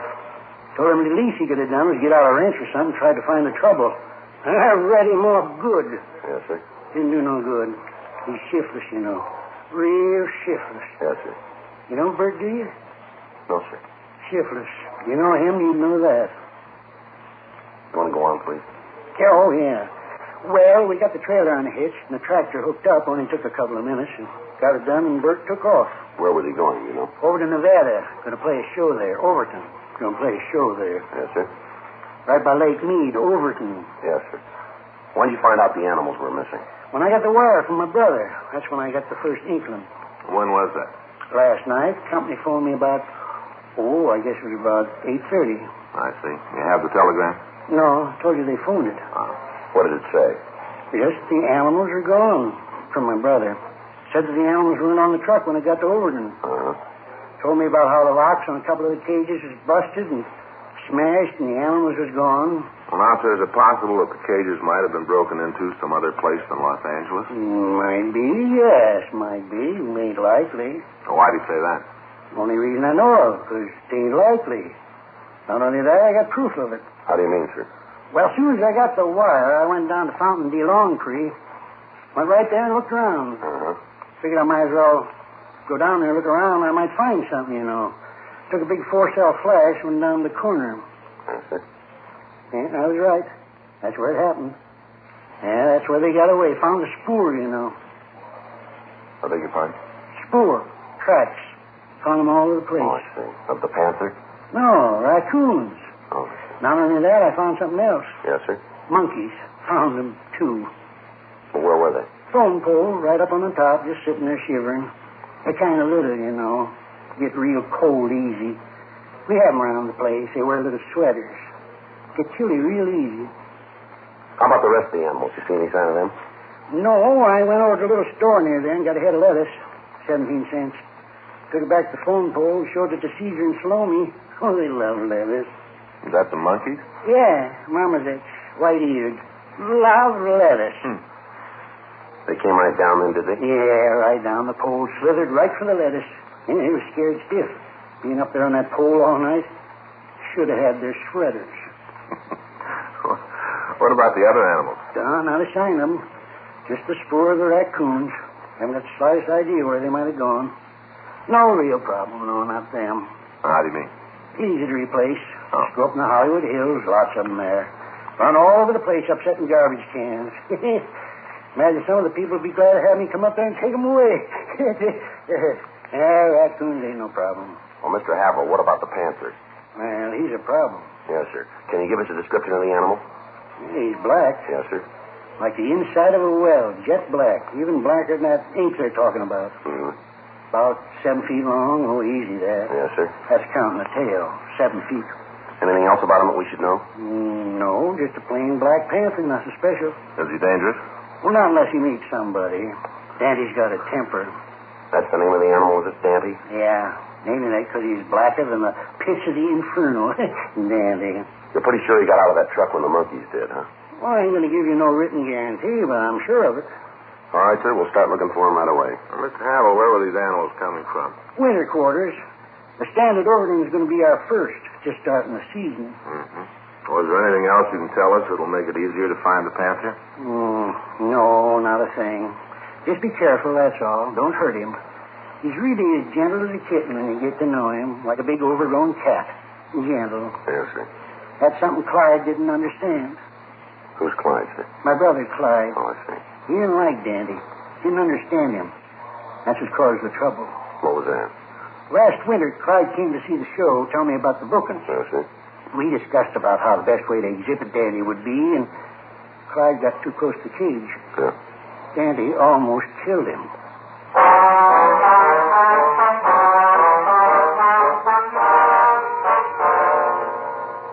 All officers in the area where the panther had escaped were notified, and an additional team of men were called from Metropolitan Reserves to patrol the vicinity. The presence of the animal on city streets presented a very real menace to all citizens in the city. A team of detectives from Auto Theft Detail were dispatched to the corner of Fountain and DeLongpre to talk to the people who lived in the area. However, they were unable to come up with any new information on the escaped panther. Frank and I talked to Chief of Detectives Thad Brown and with Captain Nelson. It was decided to start a block-by-block search for the missing cat. Authorities from the Griffith Park Zoo were consulted as to the possible hiding places of the animal. When the afternoon newspapers hit the streets, calls began to flood the complaint board asking for additional information on the panther. Local radio and television broadcasts carried stories about the escape, and the number of calls went up. Additional men had to be called to care for the switchboard. The search went on. Frank and I worked in the field along with the other men from Auto Theft Detail and officers from Metro Division. Every possible hiding place in the vicinity of Fountain and DeLongpre was searched without turning up any new information on the cat. It was the opinion of authorities that the panther might try to hide in the brush of the Hollywood Hills, and the search was moved to that vicinity. Tuesday, May 12th, Frank and I got back to the office from the area. We'd been up all night looking for the animal. You want to check with the skipper? Anybody around who can bring in some coffee? I'll call Sal. He'll bring some over. That'll be a good idea. Ask him to send over a sandwich, too. Yeah, what kind you want? I don't care. Just tell him to make sure the coffee's hot. Yeah. Yes, sir? I'd like to talk to the men who are working on the panther thing. Yes, sir. Come right in. Near the end of the hall, I'd find him here. Well, I'm Sergeant Friday. Maybe I can help you. You working with the search party? Yes, sir. My partner and I have been out with them. Have they caught it yet? No, sir, not yet. They know where it is? Coffee? Well, no, sir, we don't. That's what I thought. I'm Sidney Norton. I live in this town. Yes, sir. Got a family. I pay taxes. Uh-huh. Just want to ask one question. Yes, sir, go ahead. Now, according to the papers, it's Havel, or whatever his name is. He owns the panther. Is that right? His name's Clarence Havel. But he owns the cat. Yes, sir, that's right. Well, I want his address. Beg your pardon? I want the number of his house. That's simple, isn't it? Well, we're not allowed to give that out. I'm sorry. All I want is his address so I can go over there and punch him right in the nose. You going to give it to me? No, sir. Who's your superior? Captain Nelson. Well, where is he? I want to talk to him. He's in Chief Brown's office right now. Well, where's that? Down at the end of the hall, office number 26. All right, I'll talk to him. I want that man's address, and I want it now. Terrible thing for the law to allow a person to keep animals like that so they can get away and walk around killing anybody they meet. If you cops can't do anything about it, I can. You can just bet I can. Now, if you go out and cause Mr. Havel any trouble, you're liable for arrest, sir. By whom? Any policeman that he wants to call. Well, you protect him, but you don't care about me and my family. Is that it? No, sir. You've both got rights of protection under the law. Now, if Havel's done anything, we'll take care of it. When? As soon as we find that panther. Well, you may just be wrong. I've been talking around. There are a lot of people who feel like I do, a lot of them. Enough, maybe, to decide to do things our way. Well, I wouldn't try it, Mr. Norton. Too late, mister. You can't do anything about it. We will. Me and my friends will take care of it. It's out of your hands. We'll take care of Havel. Take care of him good. I wouldn't make book on that. Who's going to stop us? Like I told you, any cop that Havel calls.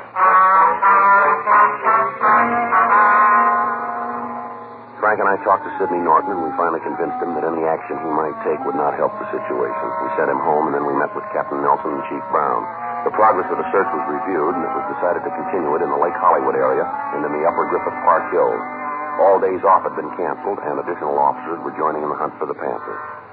After the meeting, Frank and I got some breakfast, and then we drove out to Clarence Havel's home. It was a large ranch house at the corner of Victory Boulevard and Monterey Avenue out in the San Fernando Valley. We drove through the gate and we parked the car. Clarence Havel was sitting on the large porch waiting for us. A small monkey was sitting on his shoulder. Hi, come on up and sit down. Yes, sir. How's it going, Mr. Friday? Mr. Smith? All right, sir. Pretty good, sir. Get you anything? Glass of ginger beer, maybe? Got some cold in the icebox? No, sir. No, thanks. Heard from my brother this morning. All right? Mm-hmm. In the valley. Got a telegram. Company phoned it to me again. Good news. What's that, sir? Well, beginning to look like it's all a mistake. Sir? The whole thing. Looks like the animals didn't get away here in Los Angeles. Why do you say that? Well, it's a telegram from my brother. Says they found the Cody Monday and one of the raccoons in Baker, California. Found them alongside the road. Tired and hungry. Guess they're sorry now they got out of the truck. Well, how about the panther? Any word on him? No, not yet, but Clyde set some men out to look for it. Sure Dandy will turn up. How can we get in touch with your brother, Havel? Can't. What? Can't get in touch with him. Out in the desert looking for Dandy. Out of touch. Can you give us the address of your winter quarters here in town? I can't do that, Mr. Friday. Why not? Don't know him. Well, sir, you run a circus and you don't know where the animals are kept? Well, not really a circus, a carnival. Yes, sir, we understand, but what's the address? I don't know. You haven't any idea? Not the least. And you can't tell us where to reach your brother? He's out looking for Danny. Well, how about it, Havel? Something that you're not telling us? Havel? Yeah? Well, is there? We haven't got no regular winter quarters, not regular set up. That's why I can't tell you where it is. Mm-hmm. Ain't none. All right, go ahead. You see, the Havel Amalgamated Combined Show is really a gypsy carnival. Well, how do you mean that? Well, we ain't got no big operation. A couple of mangy animals. We don't have a license to keep them in the city. Only quarters we got are vacant lots. We set up and stay there until the neighbor starts complaining, and we move on. Trucks for the show are registered in states where the fee is smallest, and we got about every deal we could to keep the cost of operation down. Now, what about the Panther? Dandy? Yes, sir. Only real attraction we got. Man killer. I told you about how I almost got Clyde, didn't I? I told you that. Yes, sir. Gotta understand, Dandy, or nothing works with him. Is that right? Might be something about Dandy. Could be our officer. We gave him this number. Yeah, just a minute.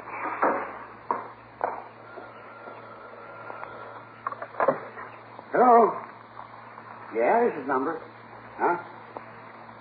Yeah, just a minute. You for you, Mr. Party? Your office. Thank you. Thank you very much. No trouble at all. Like to do what I can. Yes, sir. Friday. Yes, Skipper. That's right. Well, you want to give me that address? Well, it checked out, did it? Uh-huh. No, we'll get right over. Frank, let's go. Good news? Well, we're not sure yet. Huh? They say they found the Panther.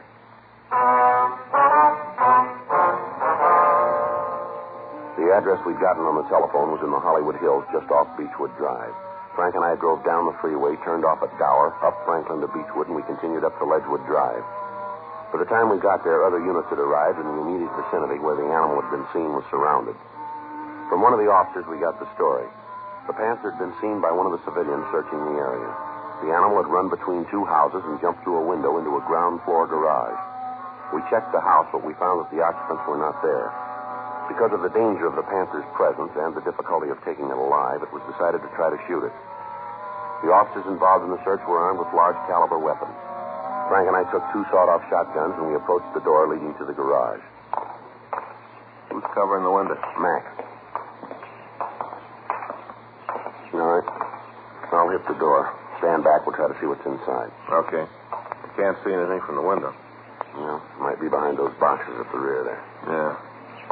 You all set? Yep. No.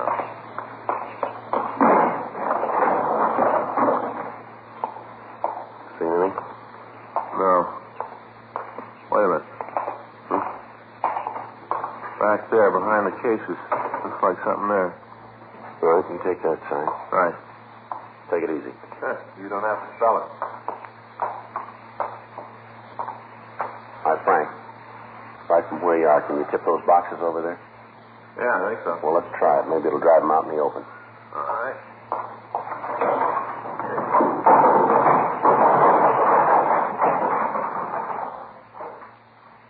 Well, there he is. Yeah. Looks pretty mean. Black tomcat.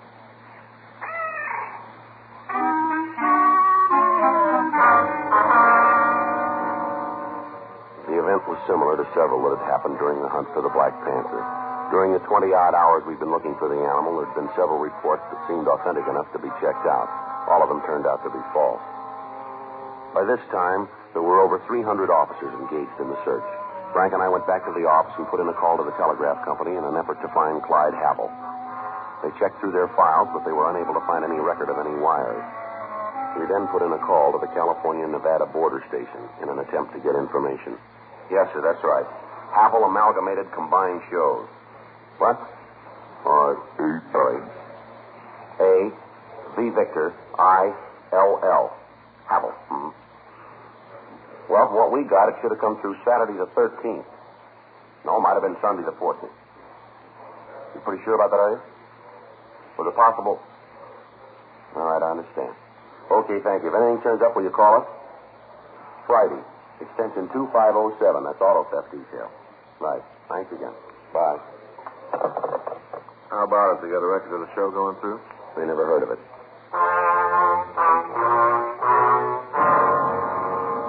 We immediately put in a call to the authorities in Baker, California. We talked with members of the State Highway Patrol, and from them we obtained the information that there had been no stray animals captured in the vicinity during the past few days.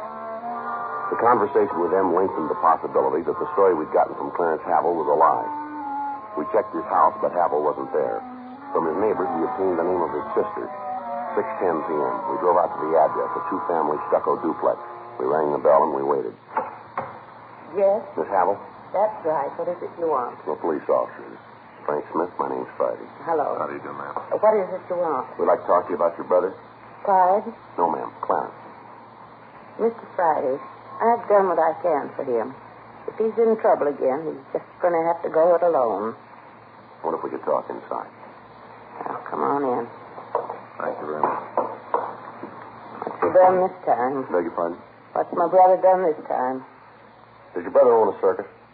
Is this a joke? No, ma'am. It's pretty serious, does he? Sure. Big one. Havel's amalgamated and combined shows. Travels all over the country. Animals, concessions. Even got a man-eating Black Panther. Yes, ma'am. That's one of the things we want to find out about. Dandy? You know the animal, do you? Oh, Clarence's friends do. Talks about him all the time. Do you know where the circus is right now? Same place it's always been. Ma'am. Never been any place else. Yeah. In Clarence's head.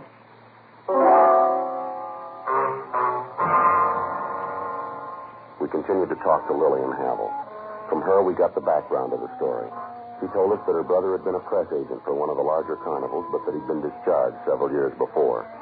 Since that time, he talked of very little else but the day when he'd be able to start his own show starring Dandy, the man-killing Black Panther. She went on to tell us that he'd spent most of his time in the hills of the San Fernando Valley trapping small animals, preparing for the first tour of the carnival.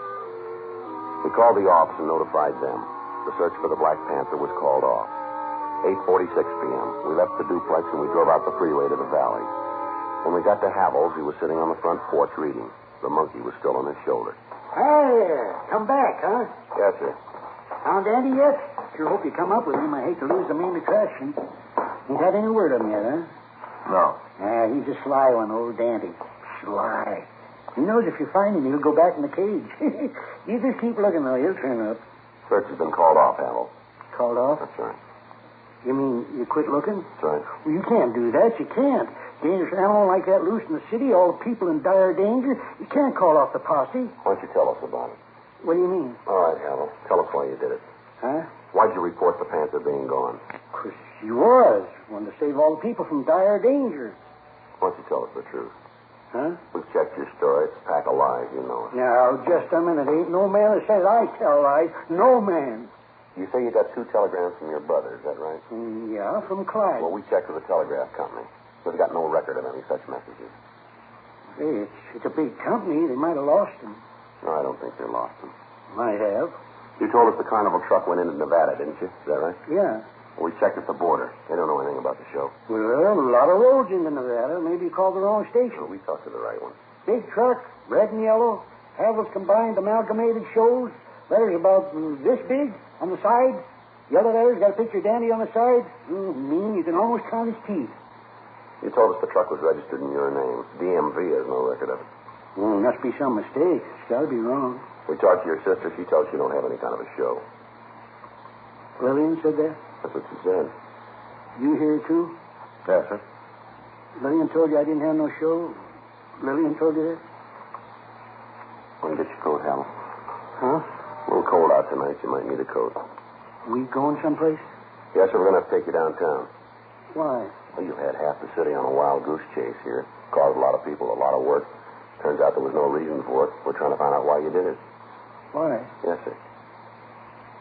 You ever wanted anything bad, Sergeant? What? You ever wanted something so bad you'd almost taste it? Get to a point where you think about it so much, pretty soon it don't come over like a dream anymore. It's real. Honest and true real. You ever wanted anything like that? I wouldn't know. Well, that's the way it was with Havel's amalgamated combined shows. That's the way it was. I was weaned on sawdust. Been around it all my life. The animals, sideshows, the alley, all of it. Been my whole life. When I left it, It seemed like I jumped into a big hole that didn't have no bottom. Wasn't anything to hang on to. Nothing to tie down to, you know? Always I had in the back of my head that I could do it again. I was a good publicity man. Goody. Used to pack the Maine. Never no trouble getting the people in when I was there. When I left, I knew I'd be back. I knew it with my own show. Have those amalgamated combined shows, the biggest in the world.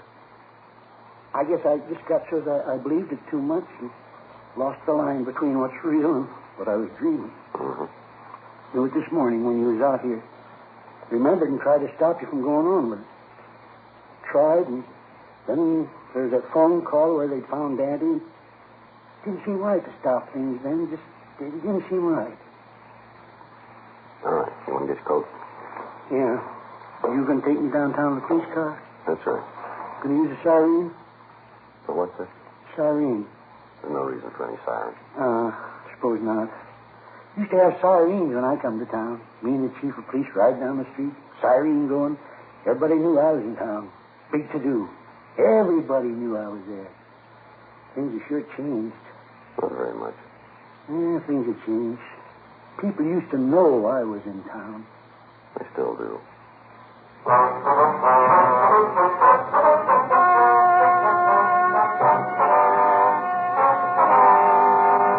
Clarence Neil Havel was held over for a sanity hearing in Superior Court. On recommendation of the court, appropriate action was taken. Dragnet. The story of your police force in action is a presentation of the United States Armed Forces Radio Service.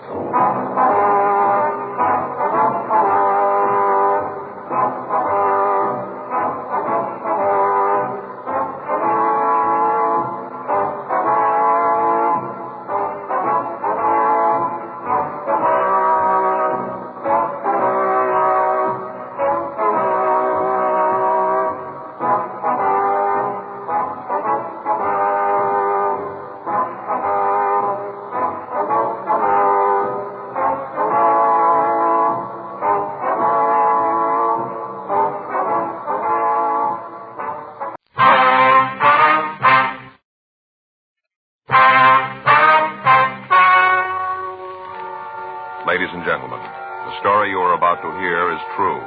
The names have been changed to protect the innocent. Dragnet.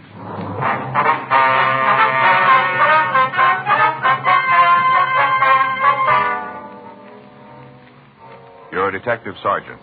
You're assigned a robbery detail. A special officer has been shot during a routine patrol. His assailants have escaped into the city. There's no lead to their whereabouts.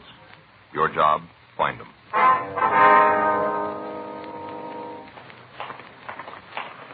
It was Saturday, May 21st. It was warm in Los Angeles. We were working the night watch out of robbery detail. My partner's Frank Smith. The boss is Chief of Detectives Thad Brown. My name's Friday. We were on our way back from the scene, and it was 10:56 p.m. when we got to Georgia Street Receiving Hospital. Treatment room.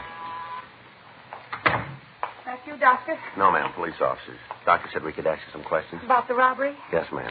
It's my partner, Frank Smith. My name's Friday. Hello, Miss Montgomery. You heard anything about Keith? Is he all right? Well, the doctor's still with him. Is he going to be all right? We better talk to the doctor about that, I think. He tried to stop the men from robbing us. Tried to throw them out of the store. Yes, ma'am. Now, can you tell us what happened?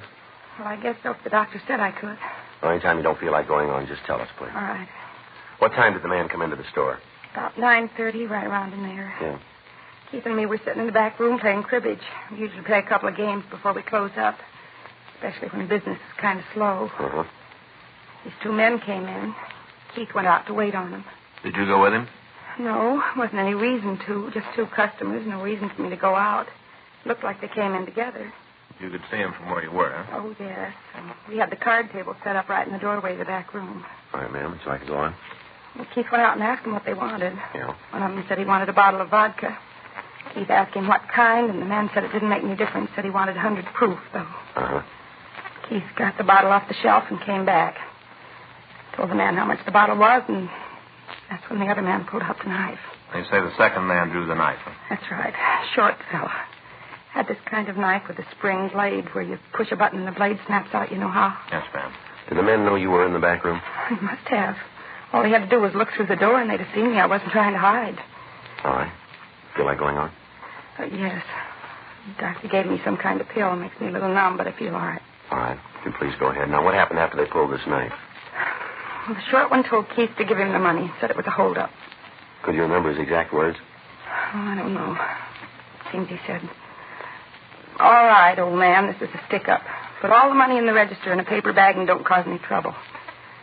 That's as near as I can remember. That's what he said. All right, what happened then?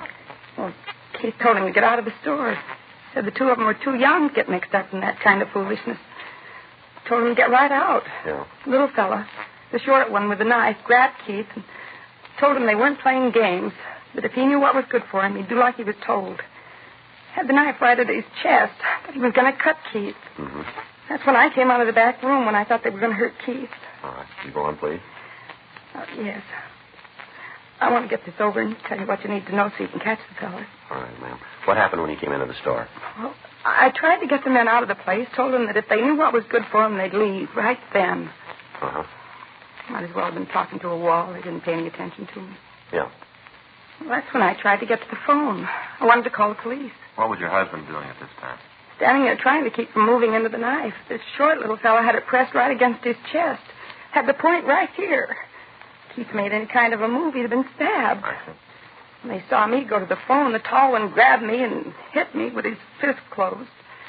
He hit me about as hard as he could. As soon as he did that, Keith seemed to go crazy. Wrenched himself away from the one with the knife and jumped on the tall man and fought him as hard as he could. Yeah. Terrible the way it happened. Yes, ma'am.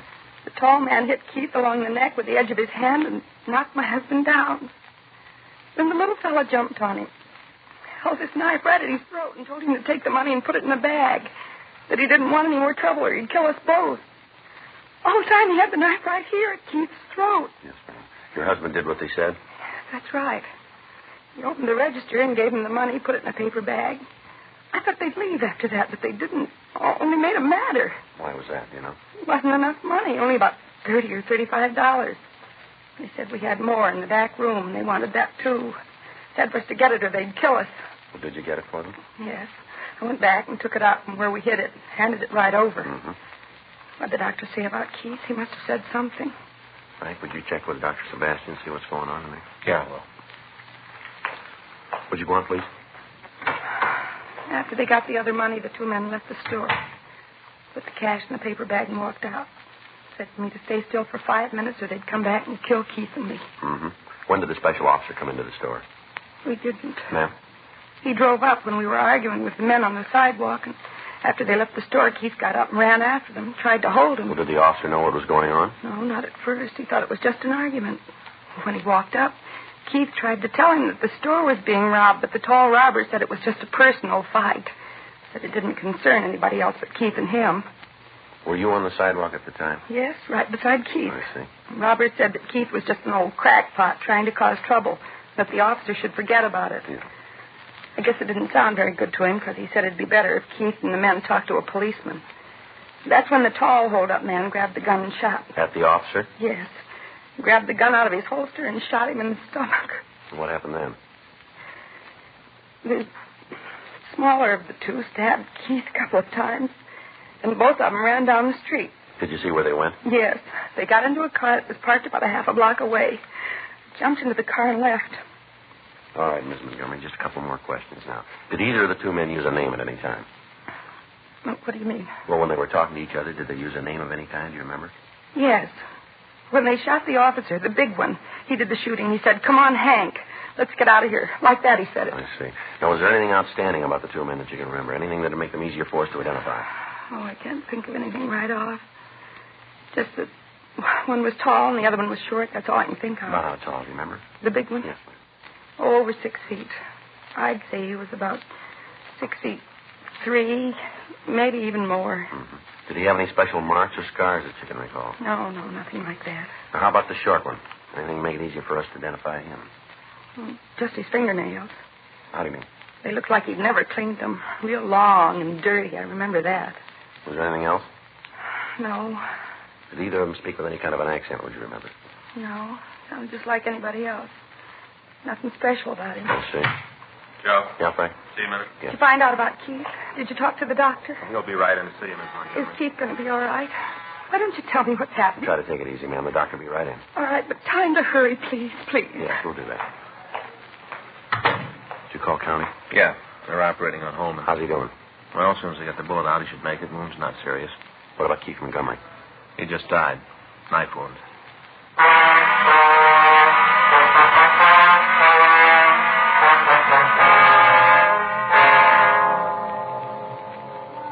The story we'd gotten from Irene Montgomery was pretty much the same as Special Officer Kenneth Holman had given us.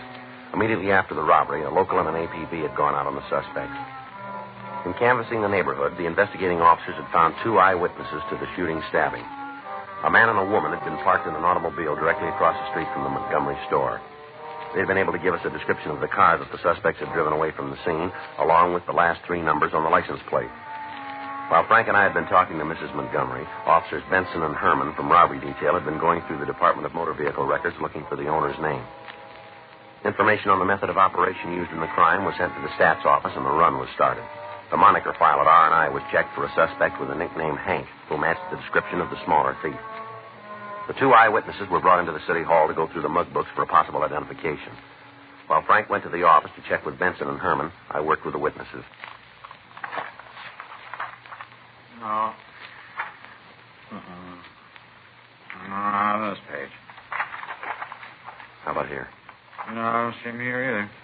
All right. Oh, wait a minute. This fellow here, see? This one? Yeah, it's not the hold-up man, but he's got the same kind of ears. Close to his head like... Yeah, same kind of ears. You're sure it's not the man, though? Just got ears like him. All right, Mr. Steele, would you go on, please, here? Mm-hmm. I remember those ears. I used to go to school with a kid that had ears like that. Junior high school. Yes, sir. He's a mean kid. I'll never forget him. He's real mean. I guess I thought of him for at least 15 years. Never forget him, though. Mean. Yes, sir. He waited for me after school once. I had a big fight. I don't even know what it was about. Big fight. He really beat me up. Yes, sir. Sure like to meet him now. It'll be a different story. Yes, sir. Now, how about right here? Do you see either of the suspects on these pages? No. No picture in this book. You got another one? Yeah, I got it. All right. Say, how many more got of these things, anyhow? Quite a few. You can see them right here on the shelf. You want me to go through all of them? Well, we'd like to have you check the pictures, yes, sir. It's going to take a while. You and your wife are the only 2 people who can give us an identification. Well, how about the woman who was held up? What's her name, Mrs. Holman? No, Montgomery. Holman was the officer who was shot. Yeah. What about Mrs. Montgomery? Can't she tell you about the robbers? She's under the care of her doctor. Her husband died, you know. What, from being stabbed? Yes, sir, that's right. That's too bad. We didn't know what it was all about, you know? Yes, sir. Me and Harriet just sitting there. All of a sudden, there's this fight and a shot. We didn't know what the frakes was. Yes, sir. I wonder if we can go on with the books here. Oh, yeah. Now, how about right here? No, not here. All right. Say, he's mean. What'd he do? Robbery.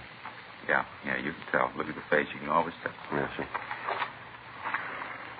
No, I don't see him here. Perry. Sir? Perry Nicholson. That's the guy's name. One with the close ears. I remember it now. Haven't thought it. 15 years. Perry Nicholson. Bully. Yes, sir. Sure like to meet old Perry now. It'd be a different story if he wanted to fight now. Oh, different story. Yes, sir. Joe. Yeah. A hold-up car. Yeah. They just found it abandoned.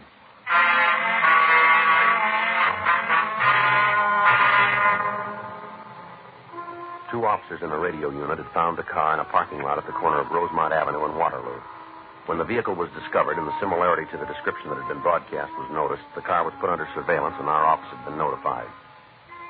Frank and I left the city hall and drove out to the parking lot immediately. The car was placed under surveillance again, and we checked it through DMV. We found the car was owned by an Edwin Vargas, 1879 Moss Street out in Burbank. We checked the name through R&I, but we found that he had no criminal record in our file. We drove out to see Vargas. While Frank covered the rear of the place, I rang the bell of the house and waited. Yeah? Like to see Mr. Vargas? Well, he's not in right now. Anything I can do? You know where he is? No, I imagine he got held up downtown, probably working late. Where should we are if I wait for him? I'm not sure. You mind telling me who you are? Sorry. Police officer. My name's Friday. What the cops want Ed for? Might be better if we talk to him. You alone? Anybody else in the house, ma'am? No. Your husband owned a 1953 dark blue Ford sedan? Yes. You driving it tonight, is he? Well, sure. He took it to work with him this morning. All right. Might be better if I waited inside, huh? All right, come on in. I don't know what this is all about, but you can bet it's some kind of mistake. Ed's never had no trouble with the cops. Never, none. Where's that door lead over here? Bedroom. All right, if I take a look? Well, go ahead. You ain't going to find anything. What's that over there, the bathroom? Yeah?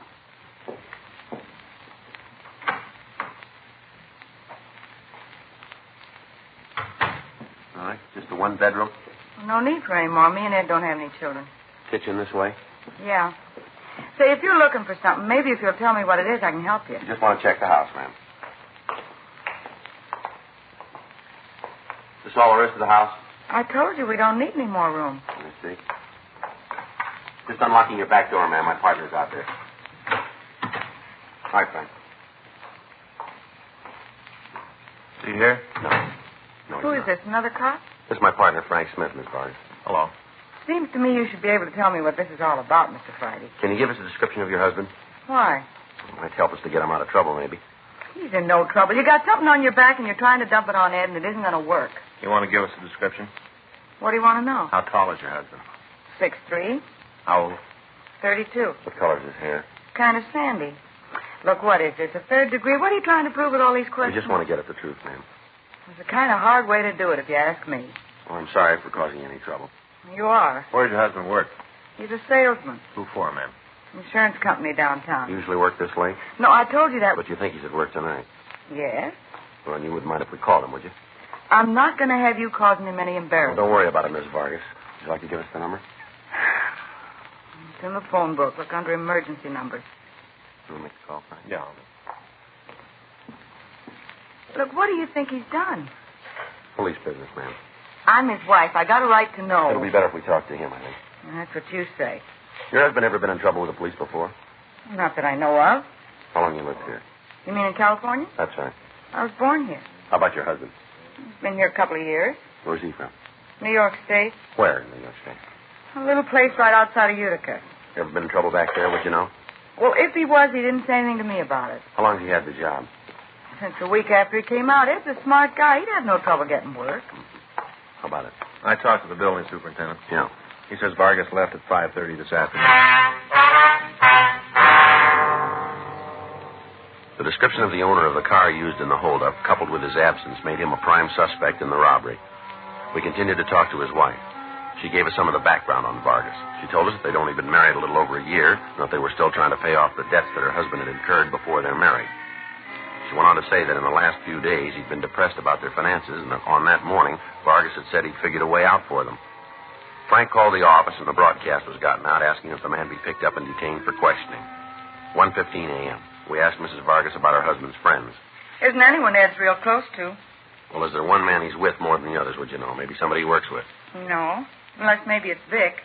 Ed don't have much to do with him, though. He knows I don't care for him. Don't like to have him around. Who's that, man? Vic Noble. He works in the same office as Ed. And what's he look like? Oh, not much. Little guy, kind of nondescript. Never did figure out he could be a good salesman. I'd never buy anything from him. Honestly, it makes me nervous just to have him around. Yes, oh, excuse me. Yes, go right ahead. If it's your husband, it might be better if you didn't tell him we were here. All right. Hello? Yeah, honey, where you been? What? Well, do you know when? Uh-huh. Well, did you call the police? Well, you should have called them right away. Yeah. No, I'll drive right down and pick you up. You wait right there. Uh-huh. Well, right away. That's right. Well, look, tell me where it is. Oh, yeah, I know. Turn left, yeah. All right, I'll find it. You wait right there, will you? All right, goodbye. Bye. That was Ed. Yeah. You're going to have to find yourself another boy. Ma'am? Well, whatever this is, it has something to do with Ed's car, doesn't it? That's right. And then you're all wrong about Ed. He couldn't have had anything to do with it. What do you mean? Ed's car was stolen tonight.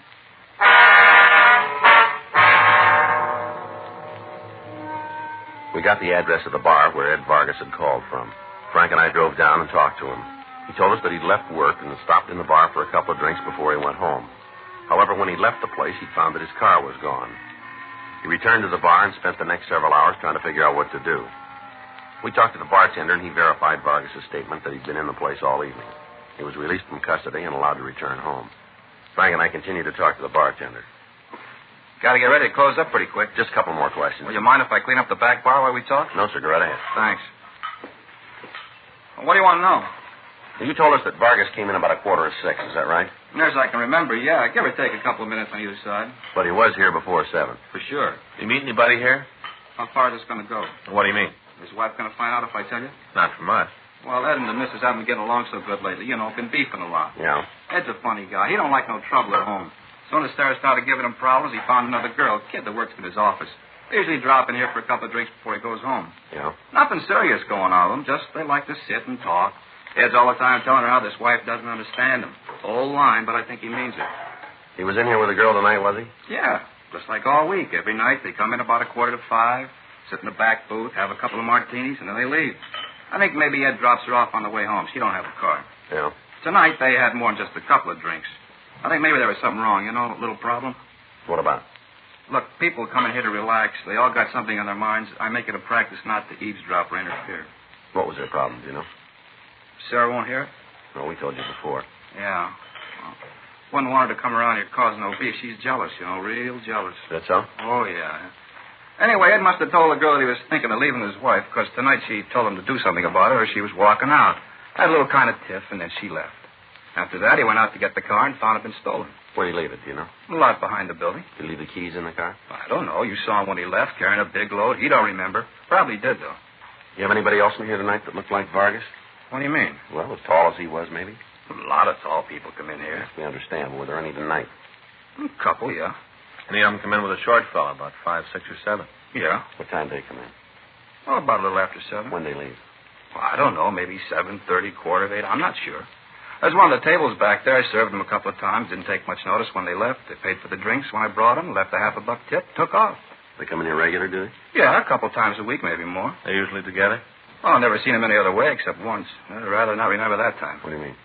Came in here early, spent the whole night here boozing, got pretty plastered. I had to take Nick home. He couldn't make it alone. Which one is Nick? The short one, little guy.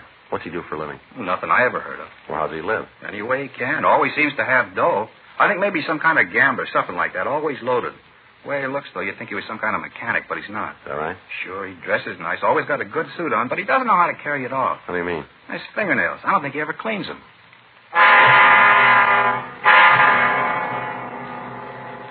We got complete descriptions of the two men. They matched those of the thieves perfectly. The bartender closed the place and took us down the street to a hotel where he said he'd taken Nick Roxford. We talked to the desk clerk, but we found that Roxford had moved several months before. By checking with some of the people in the hotel, we got a forwarding address for him. It was a cheap rooming house down on South Pico. Frank and I went by the city hall and ran the name through R&I. We found that Roxford had an arrest record for petty theft in ADW. He'd served a term in the county jail and was at present under the jurisdiction of the court. His mugshot was pulled and taken out to the witnesses for identification. We checked with the manager of the boarding house, and we found that Roxford and a Henry Larson were registered in one of the rooms.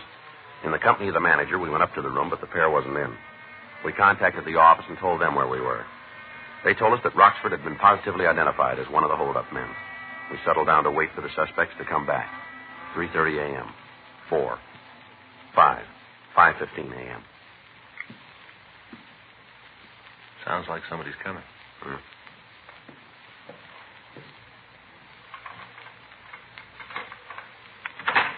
Well, it wasn't no other way. You was there, didn't see you doing nothing to stop it. You shot the cop. I still think so. All right, hold it right there. What are you doing here? Police officers, you're under arrest. Watch it, Frank.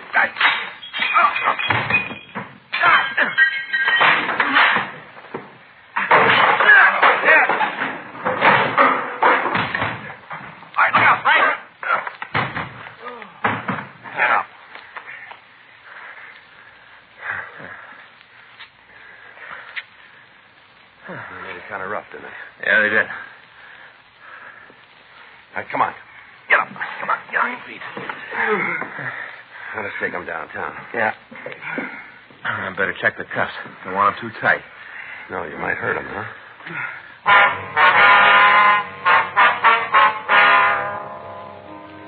Two suspects were taken downtown to the interrogation room. Henry Larson was handcuffed to the chair in robbery while Frank and I talked to Nick Roxford. It's a bad beef. I know it. You guys are going to find out. Why don't you tell us about it? Ain't going to tie no robbery rap to me. Look, we've already done it. The witnesses gave us a positive identification on you. How could they? They never seen me. We got a picture of you. It's pretty good. You want to tell us about it? I got nothing to say. I want a lawyer. I ain't going to talk till I see a lawyer. All right. Yeah. Did you know the old man died? I don't know nothing about no old man. His wife said you're the one who stabbed him. She's crazy. She's willing to take it to court. It'll never stick. We think it will. We think we can make you for first degree. What about Hank? Who, Larson? Yeah, what happens to him? Same charge. You know it yet? Well, you're the first one to hear. What if I give you a hand? How do you mean that? Well, suppose I tell you it was Hank's idea, the whole thing. Go any better with me? You know we don't decide that. Well, it seems like if I helped you, it'd be better with me. All right, you want to tell us about it? I'll make you a deal. No deals. Look, just promise me you won't tell Hank if I give you the real story, huh? All right, go ahead. Well, the whole thing was his idea right from the start. He cased the store. The whole thing was his idea. What about the car? Well, that was Hank's, too. He spotted it, said it'd make a good deal. You check the car, you'll find his prints all over it. All right, what happened after that at the store? Oh, it was Hank again. I didn't want no part of it. Hank made me. Said if I backed out, he'd get me. He's a big man. He gets mean when he's crossed. I wasn't about to give him no trouble. Go ahead. Well, we got to the place, and he made me go in. He made me take a piece of the action. Now, wait a minute. Let's back up here and get this straight. You trying to tell me all the time you wanted no part of it? No. No, you got to believe it. Well, the way we got it, you were having a time with a knife. Well, I got scared. That's all. I got scared. I didn't know what I was doing. Sure you did. Look, you got to believe me. I'm telling the truth. It was all Hank's idea. The whole thing. I want no part of it. Never did. All right, just keep your voice down, will you? I told you. Now, you know about the whole thing. You won't tell Hank, will you? What difference does it make? He finds out I told you, he'll kill me. Remember I asked you before? Huh? What difference does it make?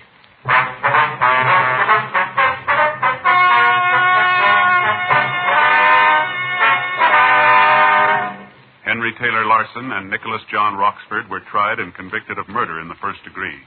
On recommendation of the jury, they received maximum sentence and were executed in the lethal gas chamber at the state penitentiary, San Quentin, California. Dragnet is a presentation of the United States Armed Forces Radio Service.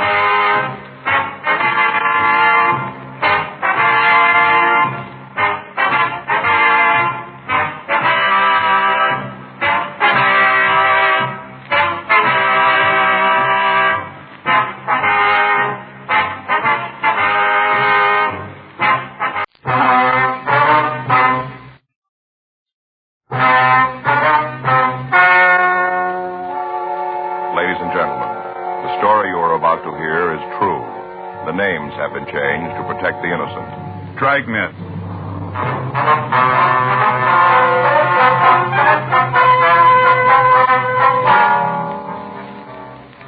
You're a detective sergeant. You're assigned to narcotics detail. The body of a man has been found in a public park lake. Physical evidence indicates he was killed by narcotics. Your job? Check it out.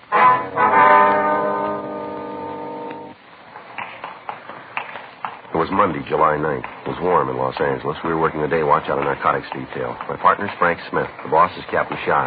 My name's Friday. We were on our way out from the office, and it was 10:23 a.m. when we got to room 42. Homicide. That's right. Mm-hmm. You got a name on him?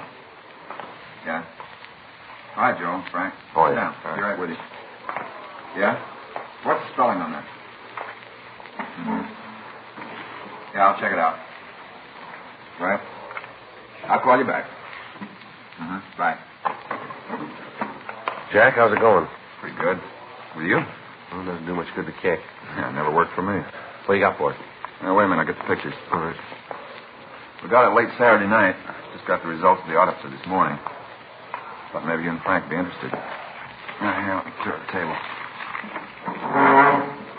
What is it? Oh, here. The way we got the story goes together like this. A couple of kids on their way home from a late show walked through MacArthur Park. Must have been about 10:30. Yeah. Stopped at the side of the lake for a minute, and they saw something in the water. Went down to check it and found the body of a man. Yeah. Here's a picture where we found him. Mm-hmm.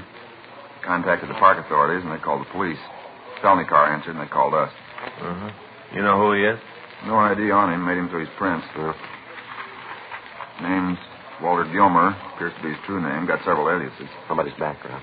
Been picked up for just about everything in the code. Copy of his arrest record. Thanks. Your first arrest when he was 14. Yeah. Been piling him up ever since. He added up, he spent over half his life in prison. Mm-hmm. The way it looks, he died someplace else. How do you figure that, Jack? Oh, here. This is a picture taken of the path leading to the lake. Yeah. You see here the tracks? Mm-hmm. Looks like he was dragged down the gravel path and then dropped into the water. Mm-hmm. Yeah. See there, Joe? Yeah. What killed him? It had us for a while. No evidence of violence that could have done it. In his record, there are half a dozen people in town who'd like to take care of it. Yeah. Copy of the officer report. Mm-hmm. That'll explain why we thought you might want a piece of it. Yeah. Died of narcotics poisoning.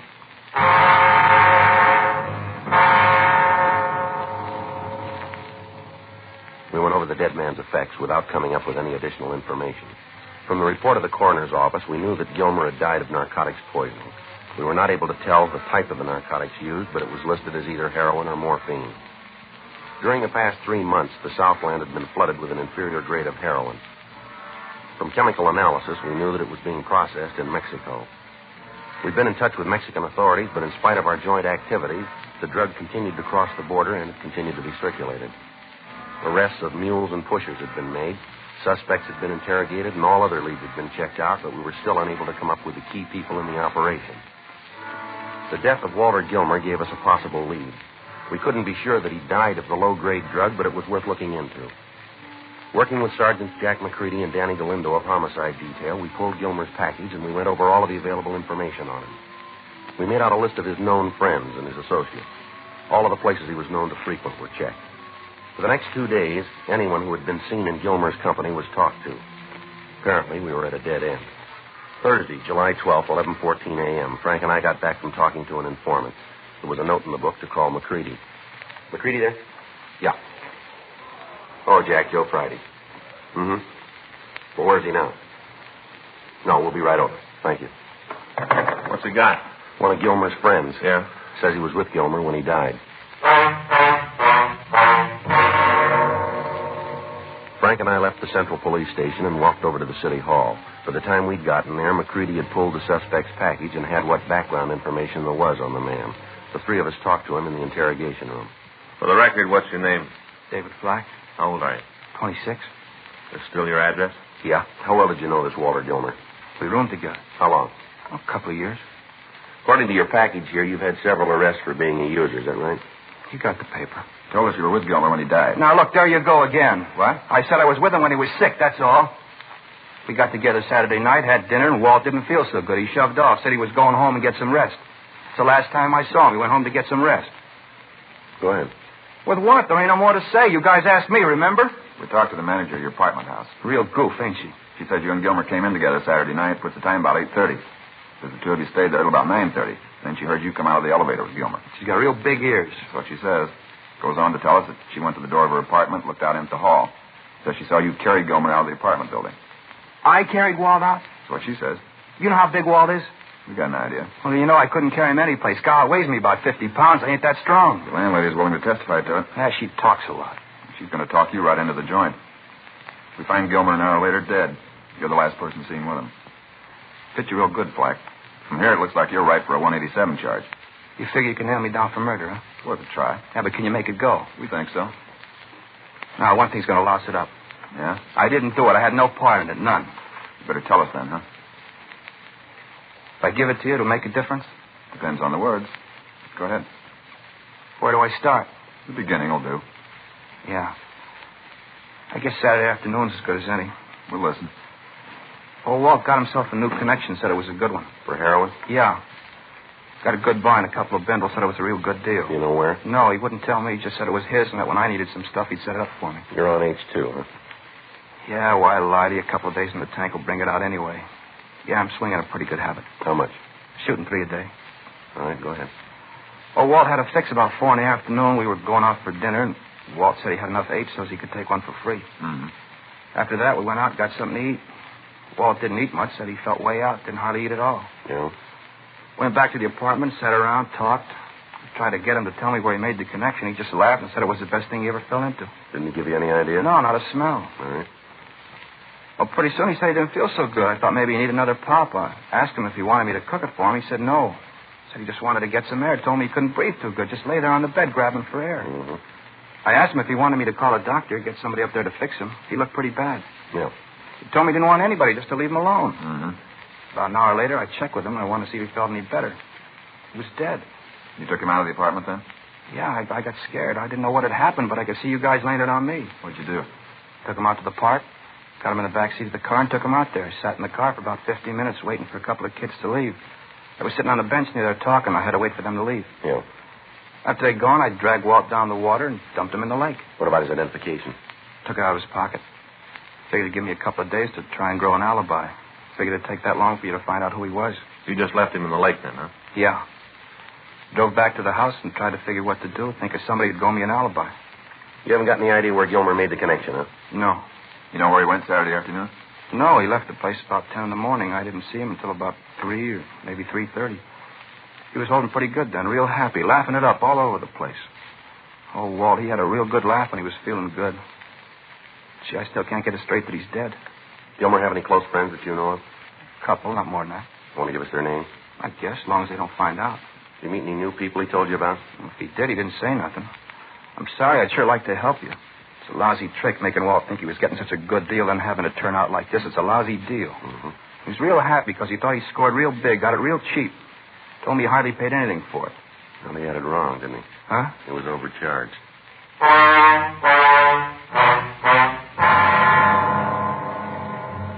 We continued to talk to David Flack. From him, we got additional names of people Walter Gilmer had dealings with. We also got the addresses of bars and restaurants the dead man was known to have frequented. In our interrogation of Flack, he was unable to give us any lead as to where Gilmer might have bought the lethal narcotics. Thursday afternoon at 4:21 p.m., Flack was taken to the main jail to be booked in on suspicion of violation of the State Narcotic Act, a felony. Frank and I went back to the office and talked with Captain Shy.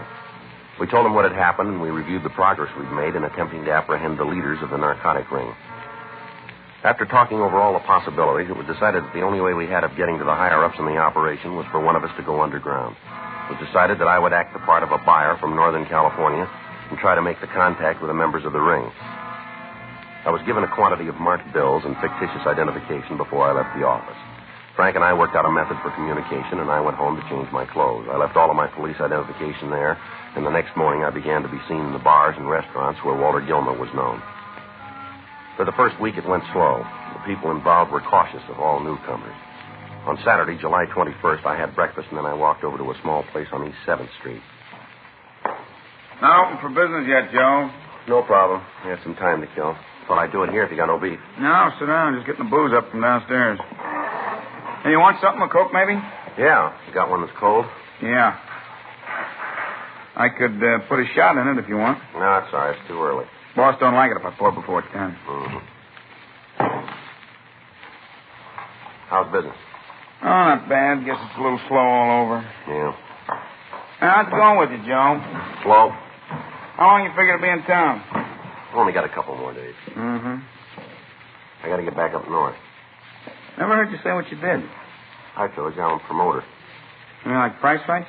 No, anything I can make a buck on. Well, what are you working on now? Well, I got a deal. Yeah, I guess you'd rather I didn't get too nosy, huh? Yeah, it might be better that way. Mm-hmm. Word's out you're trying to make a buy. What's that? I say, word's out you're trying to make a buy. That's so? Yeah, that's what the word is. Where's it from? Around. No place you can point to, just around. Anything on what I'm looking for? I understand it's H. Is that what you think? I don't know. I'm just telling you what the word is. Uh-huh. I understand you're a good friend of Walt Gilmer.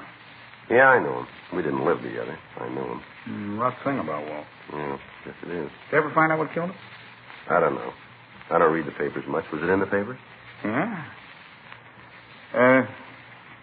Rumble is he got some bad stuff. Is that right? Yeah, that's what they're saying. Well, might be. I told you. I don't know. Well, I guess if you're a friend of his, you'd like to talk to his connection, huh? Well, it doesn't make any difference to me one way or the other. Mm-hmm. You ain't sore about Walt, then, huh? I told you I knew him. I didn't know him good. Just enough to say hello. That's all. Hmm. Yeah, rough the way he went. Call it your way. Well, I'll see you around, Al. Hey, you gotta leave, huh? Told you, I only got a couple more days in town. I gotta line something up before I go back. Well, maybe I can give you a hand. Yeah? Depends on what you're after. I got a lot of friends around. Might be able to do you some good. Well, how are you gonna work that? How much you want to buy? What's that? Come off it, Joe. We got the rumble on you. You're down here from Sacramento. You're here to make a buy. It's a simple question. How much you want to take back with you? If I wanted to make a connection, you the guy I'm supposed to see? If I wanted to make a connection. Might work out that way. You holding now? A little. How big? Enough to handle your action. I want a couple of ounces. That's a lot of stuff. I don't sell cut rate. Now, you holding that much, or aren't you? No, I can line it up for you. What do you take your piece? Off the top. I make the deal for you. Oh, no. No go. Huh? I don't know how you work things here, but I only do business with a gun. Yeah, well, this one don't work that way. Well, then let's forget the whole thing. Hey, wait a minute. Hold it, Joe. Yeah. You got the cash? I can get it. Maybe it'll work out. I'll have to see. I deal with the gun or the buy's off. I'll check it. Is it good stuff? Best we got to offer. That's not much of an answer, is it? It's good. When will you know? When will you know? Well, we'll wait here. I'll make a phone call. All right.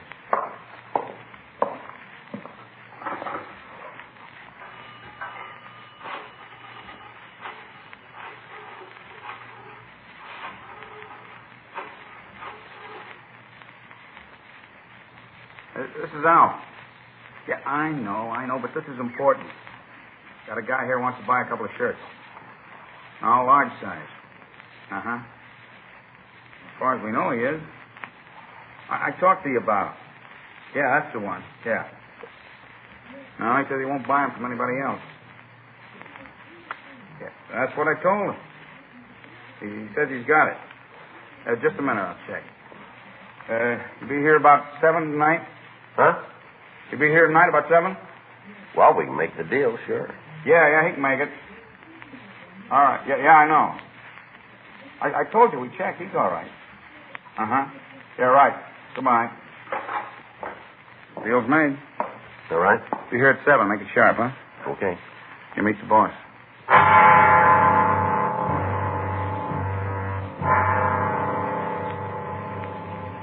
I got in touch with Frank, and I filled him in on what had happened.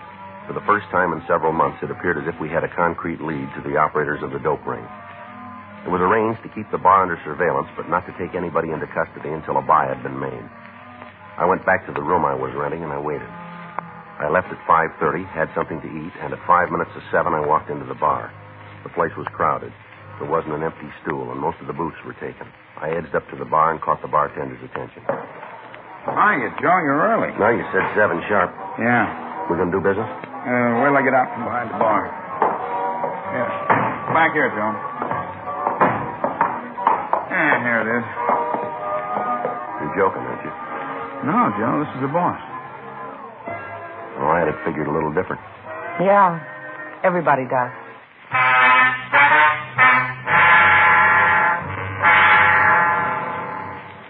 The woman sitting in the booth was in her late 30s or early 40s. It was hard to tell. She had dark hair and blue eyes.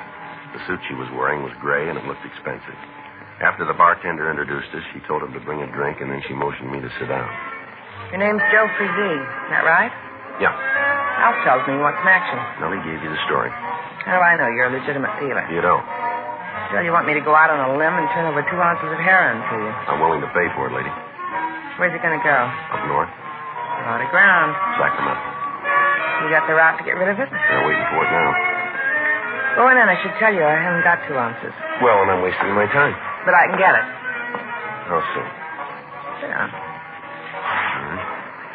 How quick do you need it? I want to leave town in a couple of days. I told Al.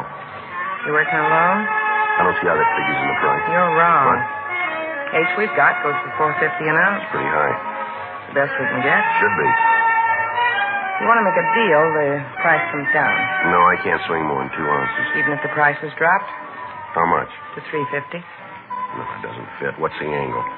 If you're on your own, it must get a little tiresome to have to carry the load by yourself. Maybe. I was thinking that maybe you'd like a partner. You? That's what I had in mind. No go. Why? Oh, a lot of reasons. Mainly because I don't need anybody. Then it's going to cost you $4.50. Well, I figured that going in. When do you want the stuff? Tomorrow night will do. It'll have to be late. We got it coming in then. From where? The price doesn't include that. Okay. Where do I pick the H up? Alf will call you. He'll give you the time and the place.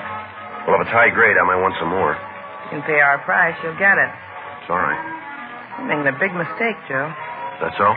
Yeah. I got L.A. sewed up good and tight. Good distribution. All the product I need. You got the North. We put them together. We could both come out real well.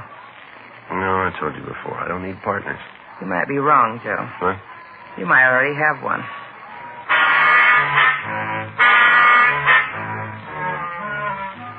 I stopped by the bar and gave the bartender my phone number. He said he'd call me as soon as he had any information. I left the place and walked over to 5th Street. At a corner restaurant, I put in a call to Frank, and I filled him in on what had happened. It was set up that he and Sergeant Roxy Lucarelli would keep me under surveillance all the following day. In the meantime, the woman, Dolores Page, would be watched also. I went back to the hotel where I was staying and went to bed. At 3:30 a.m., the phone rang, and the bartender, Alf, told me to get dressed and meet him in front of the hotel right away. He said we were leaving town immediately to make the narcotics buy. I tried to call Frank and fill him in on what had happened, but I couldn't reach him. I got in touch with the office and left word regarding the meet, and then went downstairs to wait for Alf. At 3:45 a.m., Alf drove up to the entrance. I tried to stall as long as possible to give the men from the office time to get there, but finally we left the hotel before they arrived. In the car with Alf and myself were a man who introduced himself as Earl and the woman, Dolores Page. We drove down to the beach and turned south on Highway 101. We continued down to San Diego. At 6:30 a.m., we checked into a small hotel, and Alf, along with Earl, left to make the meet and the buy. I tried to find out where they were going, but they refused to give me any information. Dolores Page and I waited for him to come back. I was unable to contact the San Diego authorities, telling them what to watch out for. Apparently, I'd lost contact with Frank and Lucarelli. The only hope now was that someplace along the line, the Page woman and her associates would make some kind of a mistake. We waited at the hotel until 12:15 when Alf and Earl returned. Where's Earl? Downstairs in the car. How come you're so late? He got hung up on the other side of National City. Customs inspection. Went through the car. Find anything? No, but there's something wrong about the whole deal. What do you mean? Looked like they were waiting for us, like somebody had tipped them off we were coming through. What makes you think that? The way they acted. Other cars had just looked over. Ours, they went all the way through, took the seats out, checked the tires, even climbed underneath. I tell you, somebody tipped them off. They were waiting. Anything wrong with this? I want no part of it. You understand that? We've been working it a long time without no hitch. All of a sudden, you come along, we got trouble. What are you trying to build? Just that it's funny it had happened now, first time you're here. You're trying to say that I got something to do with the shakedown? If it fits, wear it. Now, you listen, you two-bit punk. I got more to lose than you have. I'm paying top price for this product. I got customers waiting now. You come breezing in here and try to lay one of your own mistakes on me, and I'll break your back. You talk like a man 12 feet tall. I don't have to be that big. All right, you. knock it off. You two beefing isn't going to do any good. They didn't find anything. You got no call to figure it was a tip, Alf. No reason at all. Now, let's get out of here. Tell your boy to get off my back. Don't worry about it. There won't be any more trouble. Better not be. Because I'll spell it out for you. Is that right? There is, and I'm going to cause it.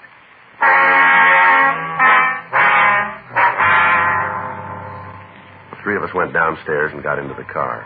We started to drive back to Los Angeles. From what I could find out, the narcotics buy had been made in Mexico, but the heroin was not in the car we were driving. We continued up the coast. Just south of Oceanside, California, we began to follow a large bus. As we drove, I noticed that Alf was being careful to keep the vehicle in sight. At San Clemente, the bus pulled into a small roadside restaurant for a rest stop. We parked immediately in back of it. Alf got out of the car and approached the bus. He walked up to the rear of the vehicle, reached under the rear bumper, and removed a small package wrapped in waterproof material. He checked the contents, and then he walked back to the car. Get it? Yeah, right where we put the stuff. Get in. Let me have it. Yeah. There it is, Joe. Got the money? You want to wrap it up right here? No reason not to. Why don't we wait till we get back to town? It'll be easier there. You got any special reason to wait?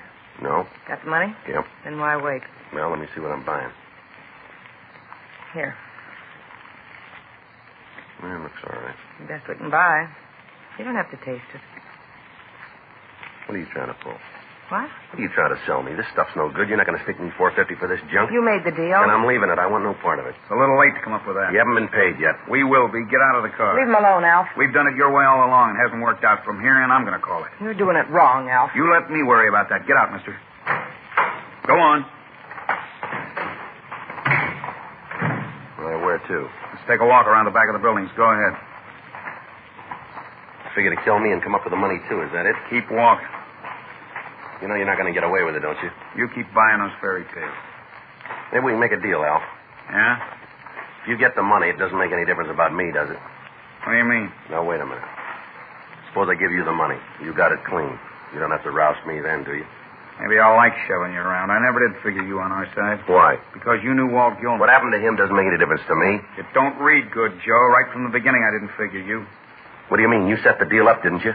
Looked like some fast change. I didn't count on this much McGill. It's not worth it. All this talk about Walt, what's he got to do with it? He was working with us, pushing. Got too wise. Thought he could do it without us. So you gave him a connection with Bad H, is that it? That's it. You kill me and Dolores isn't going to like it. You know that, don't you? The wheel just passed out of her hands. Come on, let's get it over with. All right. Where to? Back there. What are you trying to prove? All right, come on, Al. Stop the gun. Joe, you all right? Yeah. We've been right behind you since you left Dago. Yeah? How'd you work that? Well, I got the message you left at the office. We had a tail on the Page woman. Picked you up down south. How about her and that other fellow back there? Roxy's got him. Let me have your handcuffs, will you? Yeah, here. Bartender? Yeah. He copped out to giving Walt Gilmer the bad junk. Huh. That takes care of it then, huh? Yeah, come on, let's get him to the car. All right. Come on, get up. Well, I'm glad this one's over. Yeah. Well, you don't look any the worse for wear. All right. Sure. You didn't really have anything to worry about. Is that right? Well, sure. You don't mind me telling you that, do you? It's a good thing you weren't 2 minutes later. Huh? I might not have heard you.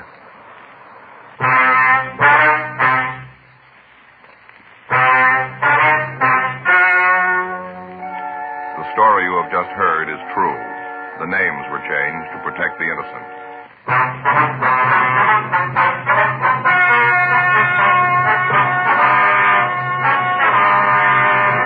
Dolores Marie Page and Alfred Giles Harnett were tried and convicted of murder in the first degree. David Alcott Flack was tried and convicted of using narcotics, and Earl Tyler Rockland was tried and convicted of possession of narcotics. They all received sentence as prescribed by law.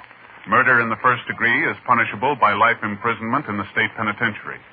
Possession of narcotics, first offense, is punishable by imprisonment in the county jail for a period of not more than 1 year. Using narcotics is punishable by imprisonment in the county jail for a period of not more than 1 year. Dragnet. The story of your police force in action is a presentation of the United States Armed Forces Radio Service.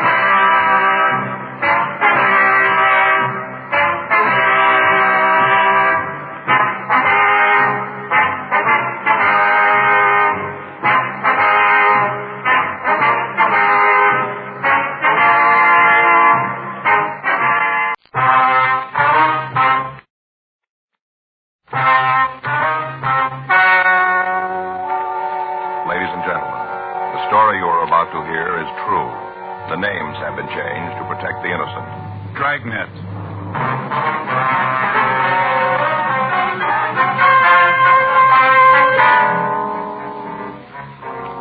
detective sergeant. You're assigned to juvenile detail. A 13-year-old girl has disappeared from her home. There's reason to suspect foul play. Your job, investigate.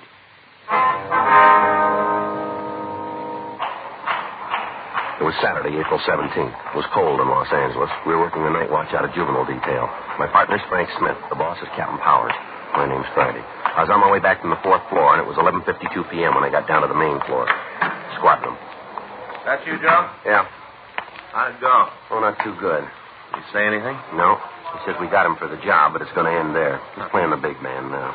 Says he's not going to name that other kid. Yeah. Let him sweat it out tonight. He'll feel different in the morning, maybe. Oh, you're right. Anything come in? As soon as I finish up this log, we can shove off if you want to. All right. You going right home? I say you're going right home. Well, I thought maybe I'd go by the city hall. I'd like to see Danny Galindo for a minute. What, are you going to eat then? Yeah, I'll probably grab something. You want to go? Might as well. Kind of hungry. I don't like to wake Faye up. She sleeps kind of light, you know. She always wakes up when I get to rattling around the kitchen. Yeah. Maybe stop and have a poached egg and some corned beef hash? How's that sound to you? Like a poached egg and some corned beef hash. Well, I'm not kidding. I'm hungry. Are you about finished there? Yeah. I want to see Danny before he leaves. What is it, something special? No, I heard that he had a set of golf clubs for sale. I thought maybe I'd look at them. Are you going to start playing golf? No. I thought maybe I'd take a look at them. I got it. Juvenile Division, Friday. Yes, ma'am, that's right. What's that address? All right, no, we'll find it. We'll try not to worry. We'll be right there. Yes, ma'am. Goodbye. Well, that food of yours is going to have to wait. What? 13-year-old kid's missing. Probably at a neighbor's. Her mother thinks she's been kidnapped. Frank and I left the office immediately, and we drove out to the address I'd been given on the phone. The caller had told me that her 13-year-old daughter was missing from the house. We parked our car a block from the place and walked the rest of the way in the event that the house might be watched. 12463 Courtney Terrace was a large house above Hollywood Boulevard. When we got there, all of the lights were on. Frank waited while I went up to the front door, and after a few minutes, he joined me. We were admitted to the house by a tall man in his early 40s who identified himself as the missing girl's father, Gilbert Moran. He asked us to come into the den of the house where he gave us the story. My wife's with the doctor. She went all to pieces when it finally hit her. Yes, sir. Now, have you checked with the girl's friends? Yes, sir. Gladys called them all. None of them have seen her. How about the neighbors? Oh, we've talked to them, too. They just can't tell us anything. You've got to find her. Yes, sir. We'll do our best, Miss Moran. Now, you want to start at the beginning and tell us what happened? Yeah. Do you want a cigarette? No, you go ahead. I have one here. How about you? Oh, I have one. Here's a match. Thank you. Joe? Yeah, thank you. All right, sir. Do you want to tell us what happened? Well, Gladys and I went to a show tonight down on the boulevard. We left Bunny here doing her homework. Bunny? That's your daughter? Yes, sir. Her name's really Lucille, but the kids at grammar school tagged her Bunny, and she's been called that ever since. Uh-huh. What time did you get here? It must have been about 11:40, somewhere near there. Mm-hmm. Did you notice that your daughter was gone right away? No, sir, not at first. I locked up, and then Gladys and I went upstairs. We checked Bunny's room, and she was gone. I see. Gladys started to think all kinds of things. Mm-hmm. I tried to calm her down. We got Bunny's telephone book and started to call her friends. We know most of them. They hadn't seen her. Finally, I thought it'd be wrong to wait any longer, and we called you.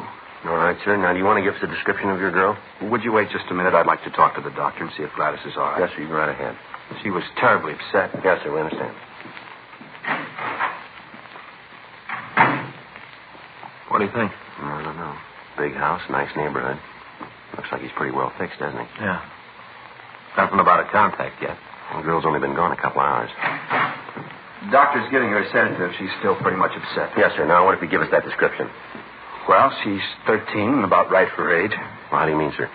She's about 4 feet 8, weighs around 80 pounds. What color's her hair? Dark blonde. She was always after her mother to let her use one of those rinses to make it lighter. Gladys said she should wait. I see. How about her eyes? Sort of brown, light. We used to tell her that she had honey-colored eyes, a sort of golden brown, real long eyelashes. Now, can you remember what she was wearing? Let me think. Well, as I remember, sir, she had on a pair of clam diggers. Clam diggers, short slacks. Here about right here. Short. I see, uh-huh. What color? Denim, sort of light blue. I see. White blouse. Sort of like a man's shirt. How about shoes? Well, I think they were, Gosh, I'm sorry, sir. I just can't remember. Now, is it possible she might have changed her clothes before she left? She didn't leave, Sergeant. She was taken out of here. I'm sure it wasn't her idea. All right, sir, we understand. Is there anything else about your daughter that would make it easier for us to identify her? Well, I can't think of anything. All right. Frank, what if you call us in, please? Yeah. May I use your phone, Mr. Moran? Certainly. Where is it, please? Right through that door, there's an alcove in the hall. All right. The light switch is on the right, just behind the door. Thanks, sir. Say, wait a minute. Yes, sir? I forgot about Skippy. Who's that? Skippy, the dog, Bunny's dog. He's gone, too. Is that right? He must be with Bunny. First time I thought of him. He's usually right with her all the time. I haven't seen him since we got home. What kind of an animal is he? Golden cocker, about 4 years old. Bunny got him for her 9th birthday. I see. Better call on in, too, huh? Yeah. I wonder if I could see her room. Oh, sure. It's upstairs. This way? Mm-hmm. I hope you're not going to be angry, Mr. Moran. What? Has there been any trouble here in your home that might have affected the girl? What do you mean? Well, any arguments, disagreements, anything that might have upset her? No. No. Upstairs? Yes. How about boyfriends? You mean, does Bunny have any? That's right. Oh, there are a couple of kids in her class she has over once in a while. She's not allowed any nighttime dates. I see. Once in a while on a weekend, we go to a show and take one of the kids with us. Is there any one boy that she sees more than the others? Oh, no. Gladys and I both think she's too young for that. It's down this way, Sergeant. All right. This is her room. When we left, she was sitting right there at the desk. You can see how there's paper scattered all over. Yeah.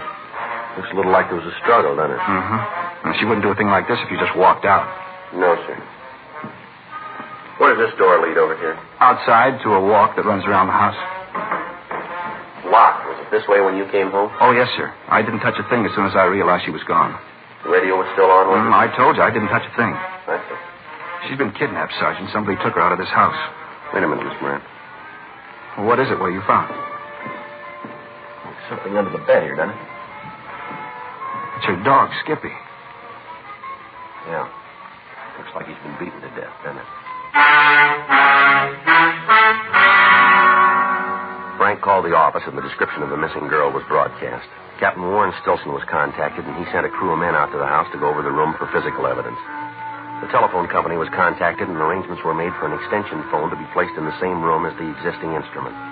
In this manner, if the kidnapper should attempt to make contact with Moran, we could relay instructions to him easily. All of these preparations, however, were made with the thought that the house might be under surveillance by the person or persons who had taken the child. A team of men from Georgia Street Juvenile was sent out to the house, and a 24-hour watch was set up. Frank and I began to talk to the neighbors and friends of the Morans. None of them could shed any light on the missing teenager. By 4 minutes to 6 on Sunday morning, there still had been no attempt at communication by the kidnappers. By this time, the girl's description had been given out to all officers in the city who might come in contact with her. Although when we talked with the neighbors, we'd asked them to keep the inquiries in strictest confidence, one of them had gotten in touch with a local newspaper. And before we had a chance to stop it, the news of Bunny Moran's disappearance was out. The other papers in the city picked up the news, and by noon on Sunday, special editions were on the streets. 1:40 p.m. Still no word from the girl's abductors. Her friends were re-questioned without results. All of the people who knew her or who had any dealings with her were interrogated. Still no leads. The examination by members of the crime lab turned up no usable evidence. They established that the dog had been killed with a metal bookend. The Federal Bureau of Investigation was contacted, and they assigned a team of agents to work with us. By 6:20 p.m., Mrs. Moran was in a state of complete collapse. The entire city and the state were looking for a 13-year-old daughter. A roundup of all known deviants was started. 10:38 p.m. Frank and I got back to the office. I'll check the book. All right. Is the skipper in? No, I don't think so. Hargrove said he went over to City Hall meeting with Chief Brown and Lorman. Mm-hmm. Anything in the book? Let's see. Yeah, there's a couple of calls. Nothing that can't wait, though. Well, you better call Faye, hadn't you, and tell her where you are? Yeah, I guess. I want to tag by Leighton Prince before we go out to the house. Yeah. You check with the FBI? Yeah. They got the description of all of the border points. None of the guards remember seeing the girl. I figure she's still in the States, then. Oh, hi, honey. That's me. Mm-hmm. I know. Well, I didn't get a chance. Well, I figured you'd read it. You don't know. Oh, okay, pretty beat. Yeah, Joe is, too. No, nothing yet. What's that? Well, you know I can't talk about that, honey. Yeah. Yeah, well, don't worry. No, a little headache, yeah. I'll take some aspirin. Well, look, I'll call you first chance I get. Yeah. Okay, goodbye, dear. Worried, huh? Yeah, she always is when I'm late. Let's go, huh? Yeah, let's go. I get it. Juvenile Division, Friday. How long ago? Where? Right, we'll wait here. Yeah. No, I'll call him.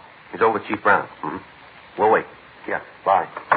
What do you got? Kidnapper made contact. A note? He called and wanted to talk to Moran. Druggist heard him make the call and notified Hollywood Division. Yeah. He's in custody now.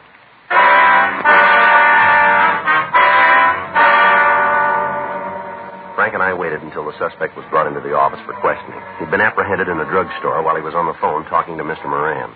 A radio card picked him up and driven him over to Georgia Street Juvenile. We called Captain Powers at the City Hall, and he immediately came to the office. At 10:56 p.m., the suspect arrived. He was taken to the office of the night watch commander for questioning. All right. What's your name? You're the cop. You tell me. Take everything out of your pockets. What is this, a shakedown? Don't you hear good? All right. There's my wallet. Any money in it? Couple of bucks. Take it out. What are you doing, playing a lucky dollar contest? Keep the money in your hand. Just put the wallet on the table. Get the other pockets out. Nothing in them. Let us worry about that. All right. Change. There's a comb. Handkerchief. Clean, too. Matches. Cigarettes. Here's a pen and pencil set. Couple more pennies. That's it. Want to check it, Joe? Yeah. This your wallet? It was in my pocket. I asked you if it was yours. Yeah. Driver's license here. That's your true name? Better read it so you can have it in the record. Mark Lawrence Lansdale. That's your true name? That's what it says. You still live at the same address? Yeah. I'm going to ask you one question, Lansdale. I want the right answer. What do I get if I come up with a winner? Where's the Moran girl? I don't know what you're talking about. And you better find out. 13-year-old kid's missing. You called her parents and asked for $50,000 for a return. Now, where's the girl? I thought you arrested guys for using the needle. Answer the question, mister. If I had it, you'd get it. All right, mister. I'm going to ask you once more. Where's the girl? I don't know what you're talking about. You think you're pretty big, don't you? I'll answer that one for you. You do that, will you? You say this girl's been kidnapped. All right? This is your party. You say you can prove that I made a call asking for $50,000. So far, I'm on the right track? All right. Then it figures that if you're so sure I got something to do with it, if I'm here, the girl's in trouble, don't it? Go ahead. If I don't turn up, something bad's likely to happen to her. True? You're still on.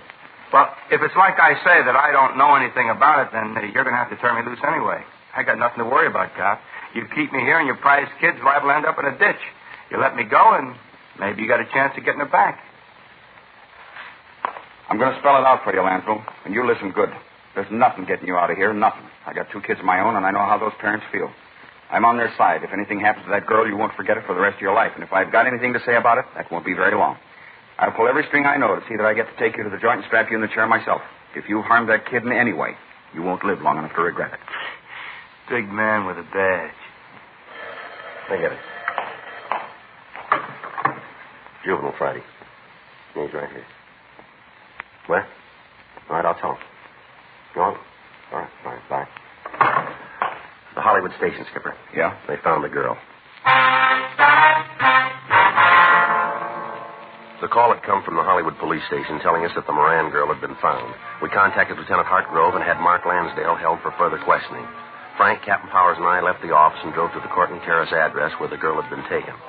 When we got there was a uniformed officer standing by the front door.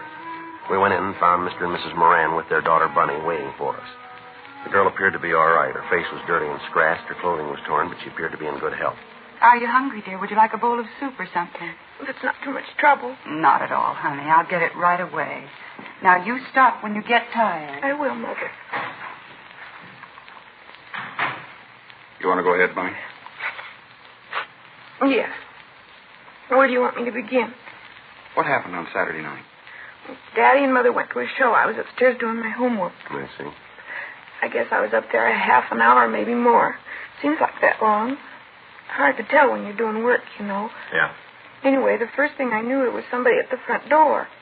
I heard the bell and went downstairs. There were 2 men there. I see. They asked if my mother and father were home. I told them no, that they'd gone out. Mm-hmm. And then they told me that they knew that all the time. Said there'd been some kind of an accident and that I should go with them right away. Said it was an emergency. And you went with them, did you? Yeah. I went upstairs to my room to get a coat. I wanted to make sure Skippy was all right. Yeah. One of them went with me.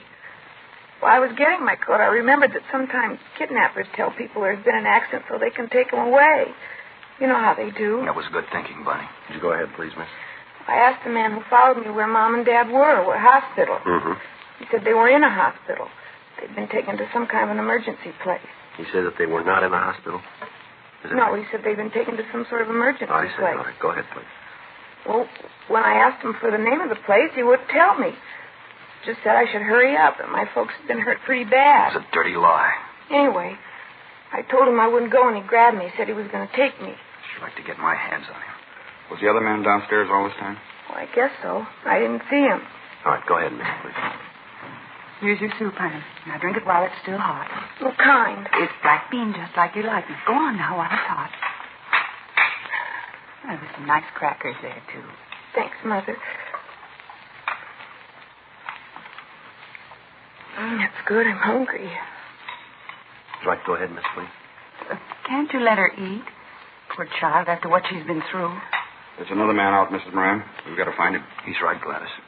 Well, you go ahead and eat while you're talking. Yes, Mother. And not too fast. All right. Please go ahead, miss. Well, when he grabbed me, Skippy, that's my dog, he got sore. Got real mad when he saw the man grab me, and he jumped at the man, tried to bite him. I see. The man hit Skippy, grabbed him and hit him a lot. I guess it killed him. I don't know. What happened then? Well, they took me out the car. It's parked outside in front of the house. Did you get a good look at the car? Mm-hmm. You can give us a description of it then. Yeah, I can tell you all about it. All right, where'd the men take you? Well, they drove for a long time. I think it's up in the hills someplace, up in Laurel Canyon. Mm-hmm. There's just kind of a house there, tar paper. Looks like the buildings they had when they were building the freeway. Tar paper shacks like the, they keep the blueprints in. Mm-hmm. One of those. Didn't even have a floor, just dirt. They put me in there and left me. I heard them lock the door when they went away. I see. I didn't know what to do. Sat there for a little while and tried to think what to do. Did they have you tied in any way? Yeah, they had ropes around my hands and around my feet. Mm-hmm. I fell asleep after a while. Cried for a while and then fell asleep. Oh, my poor baby. I guess it was morning when I woke up. I couldn't tell too good because there wasn't any window in the shack, just the walls and no floor. Mm-hmm. First, when I woke up, I didn't know where I was, and I remembered. Did either of the men come back at all? No, I sat there for a while, and then I tried to think of some way I could get away. Yeah. There was a whiskey bottle on the floor, and I kicked it until I broke it. Then I took one of the pieces and cut the ropes on my hands. I untied my feet and then just went around the shack kicking the walls until I found a place that wasn't strong. I found one and I crawled through. Mm-hmm. What'd you do then? I started to walk. It was pretty late by that time, and I started to walk down the road. I was looking for a house. Mm-hmm. I got to a street and walked along it for a while. There weren't many cars, but a truck came along, and the driver stopped and gave me a lift. Drove me to Laurel and Hollywood Boulevard and then let me out. Yeah. After that, I walked home. You were real brave, honey. I was pretty scared. There were a lot of times I didn't know what to do. You just bet there were, baby. But you did good. You're safe now. Can you describe the two men for us, do you think? I guess so. One of them was dark, kind of short, looked like... Oh, what's his name? You see him on television all the time. Real mean-looking. I'll think of his name. Looked exactly like him. Mm-hmm. What about the other one? He wasn't very big either. Kind of brown hair, thin, had blue eyes, watery blue eyes. Were those the only two men you saw? Yeah, just the two. Did they talk about anybody else being in on the kidnapping with them? Do you remember? Not that I could hear. You're sure about that, are you? Yes. Sergeant, what's so important about that? Well, sir, we've got a man in custody. The one who called you. Yes? Neither one of these descriptions match him. We continued to talk to the Moran girl. We got a complete description of both men involved and of the car they used. Local and APBs were gotten out on them. The fact that the descriptions varied and did not match the suspect we had in custody meant very little. A witness or a victim under stress might easily be mistaken. We talked with a family doctor, and he told us that after a good night's sleep, the girl would be able to cooperate with us completely. The following morning, Monday, April 19th, a special show-up was arranged at the main jail. Our suspect was placed in a line with other men in custody. Bunny Moran failed to identify him. Frank and I took her over to the city hall and had her look through mugshots that had been pulled from packages as a result of the run by the stats office. She was unable to point out a suspect. 1:40 p.m. We asked her if she could show us the shack where she'd been held captive. She said she could. We called her parents and told them where we were going, and then we left the office. We picked up a policewoman and drove out the freeway to Sunset Boulevard and turned off. When we got to Laurel Canyon Boulevard, we drove past Lookout Mountain Avenue, and then we turned left onto a dirt road. We drove for about a mile and a half. There was no sign of any type of building. It's right up ahead around the next corner. You sure you're on the right road? Yeah, I remember walking down this one. That's right. Hey, that's as far as we can go. Dead end. Maybe I did make a mistake. Maybe I did. I was sure it was along here, but maybe I was wrong. It might have been the next road up. You know, the one past where we turned off? Uh-huh. You want to turn around, Frank? Yeah. Oh, sure am sorry about it. That's all right, miss. Guess it seems like a wild goose chase, huh? No. Sure hope not. I know where it is. I just got mixed up. All right. We'll find it. I'm sure we will. Mm-hmm. Can't just disappear, can it? No, not likely. It's here someplace. You'll see. Yeah, we'll see.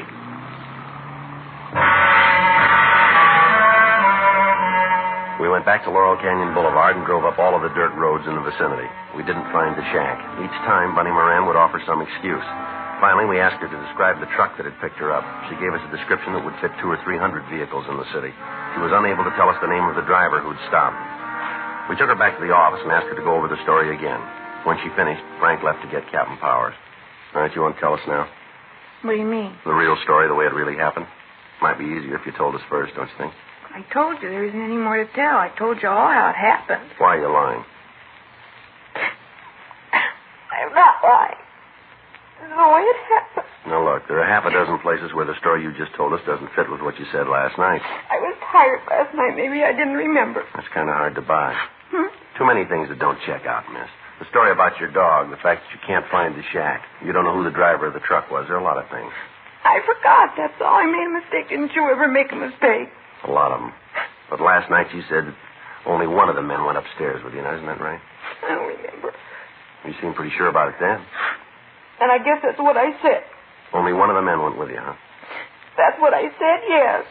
Well, then why, when you told the story just now, did you say that both of them went with you? I don't know.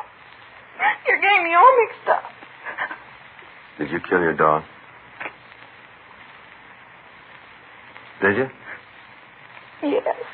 Why? I had to. To make the story sound real. I didn't want to, but I had to. Well, why'd you do it at all, miss? So they wouldn't mind, that's the reason. Well, what do you mean, so who wouldn't mind? You'll think it's silly. You won't think it's a good reason. Why'd you tell me anyway, huh? Because I was failing. What? I flunked at school. I flunked and I didn't want my folks to know. They'd be real mad. Real mad. So you figured this kidnap thing out, huh? Played it that way. Yes. I thought that if something bad happened to me, they'd be so glad to have me back it wouldn't matter about my flunking. The whole thing was a lie from the beginning to end, huh? Yes. All of it. All right, youngster, we better get going. Where? We'll take you home. You going to tell my folks about it? We haven't got much choice, have we? They'll be mad. Madder than they've ever been. Well, I guess they will. What'll I tell them? What'll I say? Well, I'll tell you, why don't you try something different? Huh? Tell them the truth.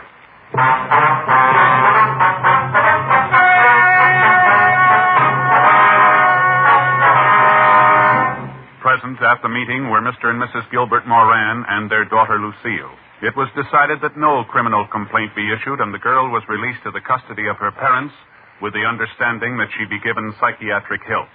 Further investigation showed Mark Hartwell Lansdale was wanted by authorities in Sacramento to answer a burglary charge. He was released to them. Dragnet. The story of your police force in action is a presentation of the United States Armed Forces Radio Service.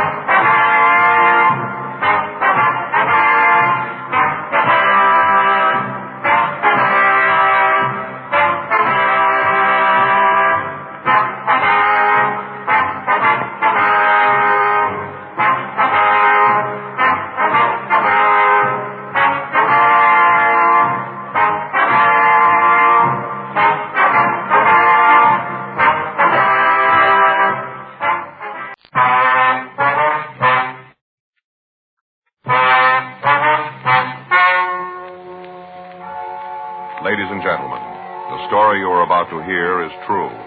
The names have been changed to protect the innocent. Dragnet.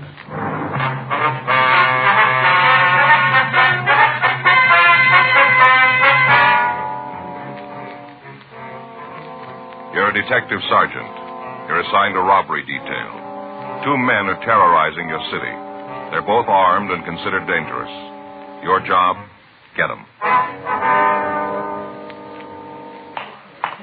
It was Thursday, September 9th. It was warm in Los Angeles. We were working the night watch out of robbery detail. My partner's Frank Smith. The boss is Chief of Detectives Thad Brown. My name's Friday. I was on my way back from the street, and it was 11:42 p.m. when I got to the 814 Club, the back room. I hate to think what's going to happen when Mr. Negri hears about it. It's going to be pretty bad. Yes, sir. How about it, Joe? You catch the fellows yet? No, sir. Description's out. Guys from the F cars are checking the neighborhood. Haven't got nothing yet, though, huh? No, sir, not yet. Wish I was home. Sir? If I was home, I could turn off the phone. I got one of those attachments in the extension in the bedroom that turns it off. Wish I was there now. Mr. Negri's really going to be sore. Was there anything at all about the 2 men that would stand out and make it a little easier for us to identify them? Tell you the truth, Sergeant, if there was, I didn't see it. All right. I was scared. Darn scared. I'm not afraid to say so. Yes, sir. I can tell you again if you want me to about the robbery. All right, if you would. Might be something you didn't remember the first time. Okay. Guess it was about 11:15 when it came in. Just a guess, but I think it was about then. A dark one. He had the machine gun. He kind of moved over so he had a good look at the people sitting at the bar. What kind of a gun was it? Machine gun. I see. Go ahead. Guess he could have hit them all from where he was. Held the gun kind of low, you know, like at his hip here. What about the other one? Well, he waited with his friend, and he walked up to the bar and stood right in the middle of the floor. He had the automatic, huh? Yeah. It looked like a .45. He stood right in the middle of the place, just looking there, watching me. What happened then? Well, the fellow out in front reached over and pulled the plug in the jukebox, turned it off right in the middle of a record, pulled the plug. And that's what made the other people turn around. Turned right around and looked at the guns. That's when the light fellow, the one with the .45, he said, "Sit where you are. This is a stick-up." Are those his exact words? Well, near as I can remember, yeah. He kind of had a squeaky little voice, like it was still changing, you know? Yes, sir. But those were the words. Sit right where you are. This is a stick-up. All right, Mr. Gilmore, you want to go ahead? Well, the one with the funny voice told everybody to get up and turn around so they was facing the bar, you know, with their back to the hold-up man. Made them all turn around. Then he told them to start in the back of the place and walk over to one of the tables and dump all their money out. Said not to forget anything. Put it all there. Did they take anything besides money? Not that I saw. Well, there were a couple of people who had pretty good-looking watches on, but the only thing the bandits seemed to want was cash. I see. Then they left after they got the money, is that Yeah, right? yeah. Walked to the door and said for us not to try to call anybody for 5 minutes. After that, they walked out. Did you see if they had a car? No, sir. Didn't even go near the door. We did like they said, 5 minutes, and after that, I called you. You'd know them again if you saw them, would you? You bet I would. You put me in a crowd with them, and I'll tell you. No trouble there. I'd know them. Oh, excuse me. Go right ahead. 814 Club. Yeah. Oh, yeah, Mr. Negri. Uh-huh. That's right. Well, who called you? Yeah. Well, there wasn't anything I could do about Mr. Negri. Well, no, sir. Both of them had guns. Yeah. All right, sir. That's the way you feel about it. All right, sir. Fine. I'll be in the morning. Right. Night. Fired me. Well, that's too bad. I thought I heard you say you'd be in the morning now. Yeah. Well, I come in to pick up my money, you know. I see. Yeah. Time I get here tomorrow, I'll have another change of heart, so hire me back. I've been fired 12 times already. 12. He always hires me back. Isn't anybody else who worked for him? Is that right? Well, he had a lot of trouble keeping help. He thinks I should have stopped the hold-up men myself. Just walked in with my bare hands and stopped them. Pretty silly when you think of it. He says they're only kidding with the guns, that they wouldn't have really shot me. Pretty silly. Says he'd have bet on it. Is that right? Doesn't take too much to figure that out. Yeah. Either way, I'd have lost, wouldn't I? The description of the suspects, the method of operation they'd used, everything about the robbery sounded just as if it had been read from our M.O. bulletins. For the past 3 weeks, Frank and I had been after the 2 gunmen. All sources of information had been tapped. Victims and witnesses had been questioned and re-questioned. People in the immediate vicinity had been talked to. Mugshots had been pulled and worn out by handling. To date, in concrete information, we had exactly what we'd started with. 2 gunmen who were moving around at will and robbing citizens where and when they chose. The victims of the latest robbery were shown the mug book, but they were unable to make an identification. The canvass of the area turned up no usable information. Frank and I worked until 3:45 a.m., and then we filled out the log and left the office. The next morning, we checked with Captain Donahoe and Chief Brown. As a result of the meeting, we arrived at the only possible solution to apprehending the suspect. Legwork and a lot of it. We spent the rest of the afternoon rechecking informants. At 9:30 p.m., we stopped for dinner, and then we went back to the office. You got the address Sam gave you? Yeah, it's here somewhere. Yeah, here it is. Yeah. You think it's worth checking out? Well, we got nothing else to do. We might as well. As soon as I get these straightened up, we can take a ride out there and see him. Yeah. Robert, Murphy. Yeah, he's here. Just a minute. Friday? Yeah, Murph. Take 3, will you, Joe? Thanks. 3? Yeah. This Friday. Yeah, boy. When was that? Well, it's possible. Did you see anybody else? All right, we'll come right over. Bye. It's Highland Park. They just picked up a guy for 459. Yeah? Matches the description of our blonde hold-up man. You think it'll check out? I don't know. They shook him down when he was picked up. They found a 45 with a full clip. It's pretty heavy for a burglar. Yeah, let's go over and talk to him. Sure be a break. We've been chasing luck long enough. Well, maybe we caught up. Frank and I signed out of the office immediately, and we started over to Highland Park. It wasn't the first time we'd gone out on a similar call. During the time we'd been after the hold-up men, there'd been several others. All of them had to be checked out. We never knew when an odd piece of information might turn the lead that we'd been looking for. Just before we turned off onto Avenue 64, a call came in over the radio. All units on frequency 1, stand by. You want to turn it up? All Yeah, units I got it. on frequency 1, stand by. Stand by, 11J4. All units on frequency 1. Please stand by. Sounds like a good one. Yeah, All wait a minute. units in the vicinity of Highland Park area. All units in the vicinity of 6045 York Boulevard, Highland Park Division. Units 11F2, 11F3, 11F5, and 11F7. And all traffic units, attention. It's a big one. At 10:47 p.m. this date, an armed man entered the Highland Park Police Station and forced an officer to release 2 prisoners. The man was armed with a submachine gun believed to be a .45 caliber. Suspect is described Sounds like our boy. as WMA.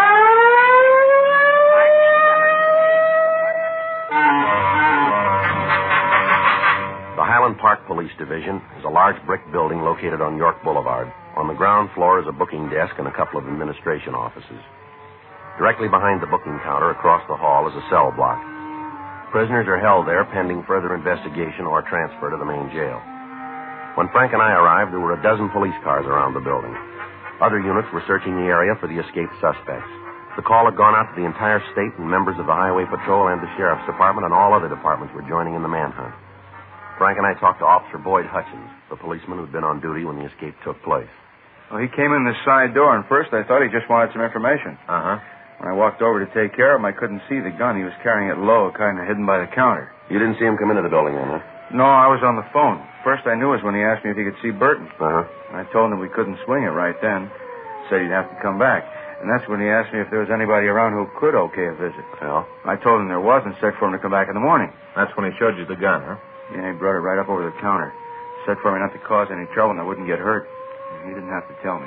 Yeah. If there'd been a chance for me to take him, I might have tried, but I didn't see how it'd prove anything for me to bleed all over him. Yeah. They made me take him back to the cell block. I unlocked the door, and he told Burton to come out. What about the other guy? Oh, his name is Kenneth Lechner. He was in the same cell with Burton. The guy with the machine gun asked if he wanted to go for the ride, and Lechner said yes, and then the 3 of them walked out of the building. Did they make any attempt to tie you up, anything like that? No, he just said sit tight. I wasn't about to argue. What do you know about this Lechner? Oh, he was picked up on a warrant from Oklahoma. What charge? Murder. We went to the city hall and we checked the name Gail Burton through R&I. There was no record on him in Los Angeles.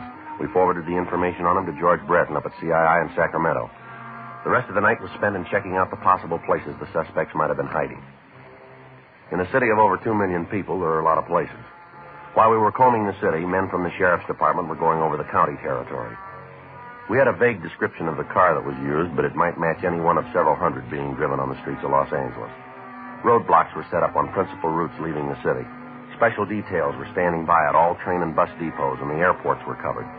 Leaves and days off for all personnel were canceled, and by the time the search got out of low gear, over 3,000 policemen were looking for the three men.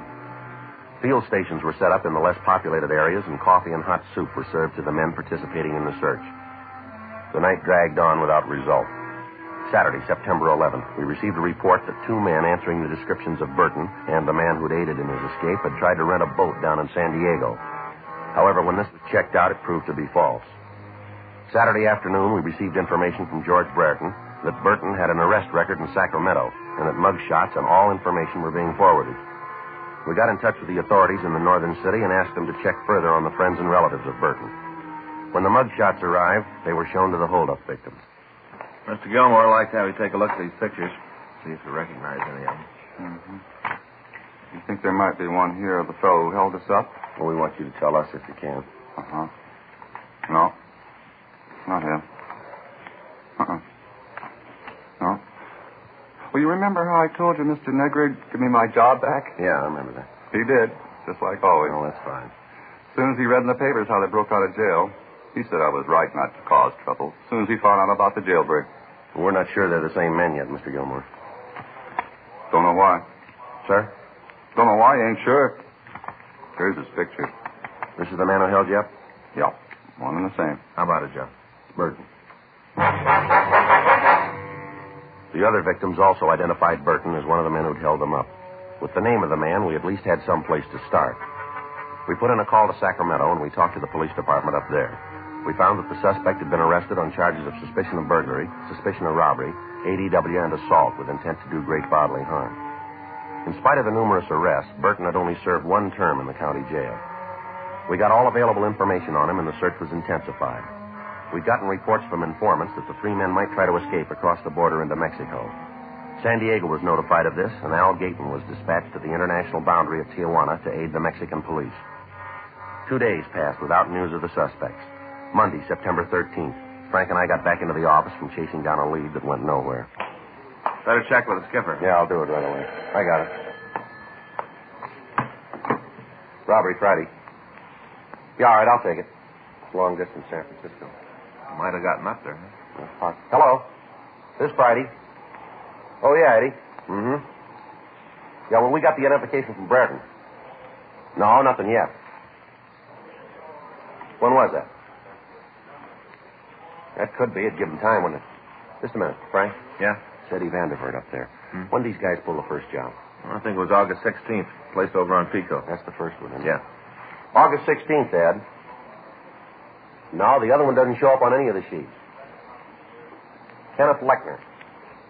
No, we're expecting it from Oklahoma. You guys will check it out for us then, huh? All right. Let us know as soon as you got something definite, will you? Right. Okay, Ed. Thanks for calling. Right. Bye. What's he got? Well, I got a rumble that Burton was up there the first part of August. He stayed about a week, he said. Yeah. Ed says he's got an informant down in the Fillmore district used to run with Burton. Might give us a lead on the partner. How come? Well, according to the informant, Burton met a guy up north. They got real chummy. They left town together. Come up with a name? Yeah, he did. Kirby Monet, M-O-N-E-T. Been in trouble? A couple of times. Petty stuff.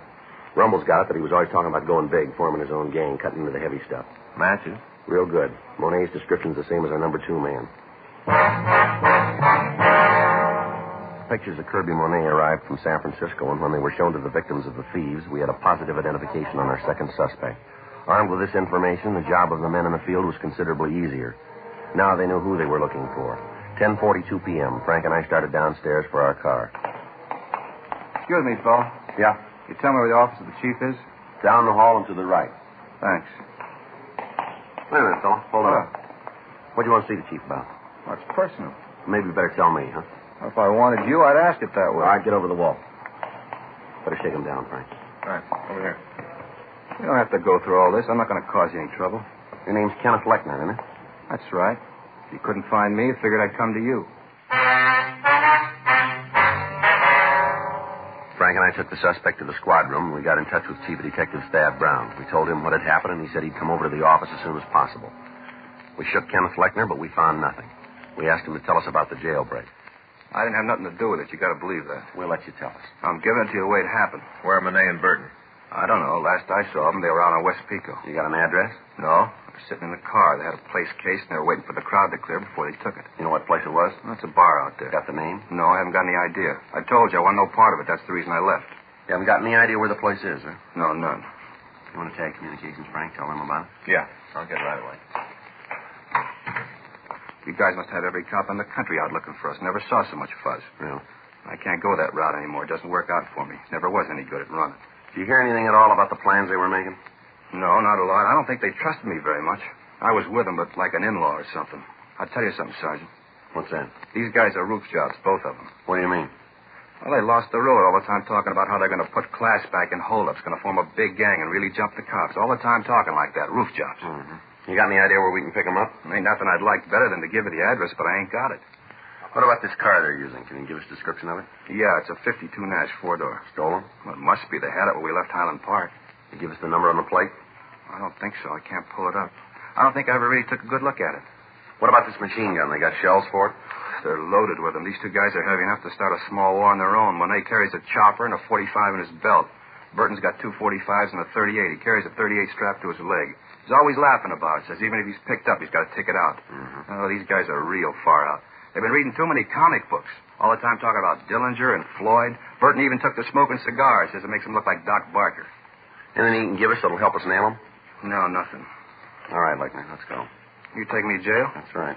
Hey, you do me a favor, huh, Sergeant? What's that? Give me a cell by myself. I ain't much sleep in the last couple of days. I'd sure like to get some. We'll see what we can do. All right, sit still a minute. All right, let's go. You got to put these on again? That's right.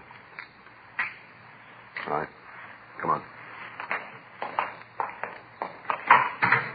Get the word out? Yeah, a little late. What do you mean? Burton and Monet have already hit the bar. Patrol car spotted them on the way out. Yeah. It was a beef, and the men in the car took Burton into custody. Mm-hmm. Dropped him into the car and started to bring him in. Hadn't gone more than a couple of blocks when Monet drove up, rammed the police car, and started shooting. Anybody hurt? Yeah. He took Burton away from the men in the unit and shot one of them. How bad? Well, he's at Georgia Street receiving now. They don't expect him to live. We had Count Fleckner held for the Oklahoma authorities. We contacted Captain Donahoe and told him what had happened. He'd taken over the search for the two suspects in the Pico area. A blockade had been set up on all streets leading into and out of the area. All vehicles were being stopped and searched. All pedestrians were being interrogated. Frank and I joined in the manhunt. By 6:30 the next morning, Wednesday, September 15th, the area had been covered without result. However, in checking all automobiles in the vicinity of the holdup, we'd come across a 1952 Nash, gray in color. The left front fender was damaged and it matched the description of the suspect's car very close.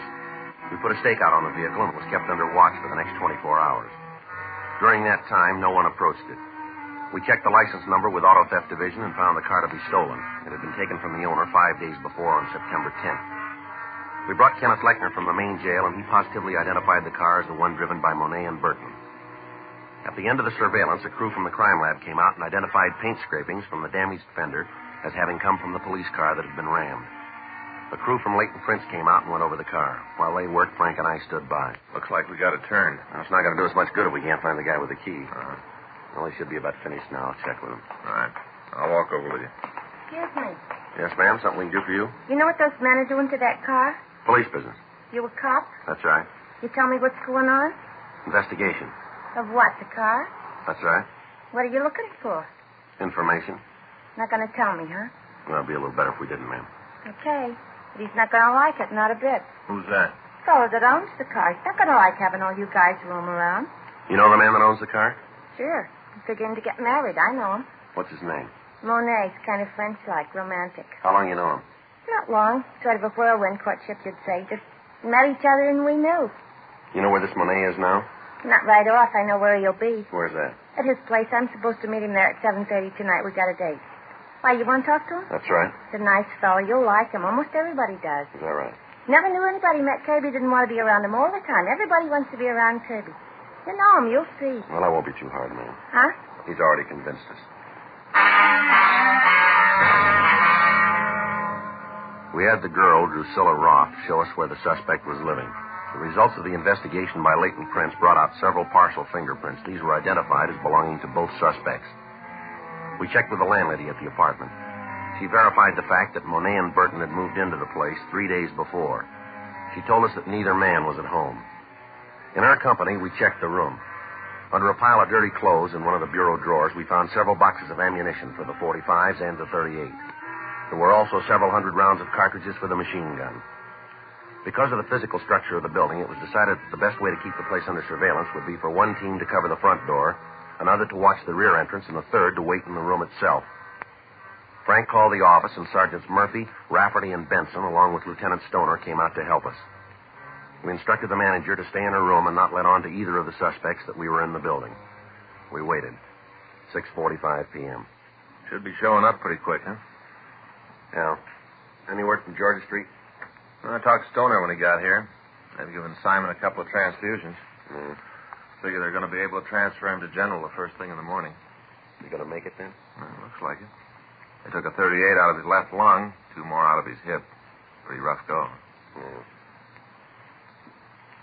What time he got? 6:47. Should be here by now if he's going to keep that date. Well, there's another one that comes first. At 7:06 p.m., there was a knock on the door. It was a signal that we'd arranged. We opened it and found that Lieutenant Stoner had come up to tell us that Gail Burton had been taken into custody. He'd approached the apartment, and as soon as the officers stopped him, he'd surrendered, offering no resistance. Stoner wanted to tell us that he and Benson would take the suspect downtown for booking. Frank and I settled back to wait for Monet. 9:20.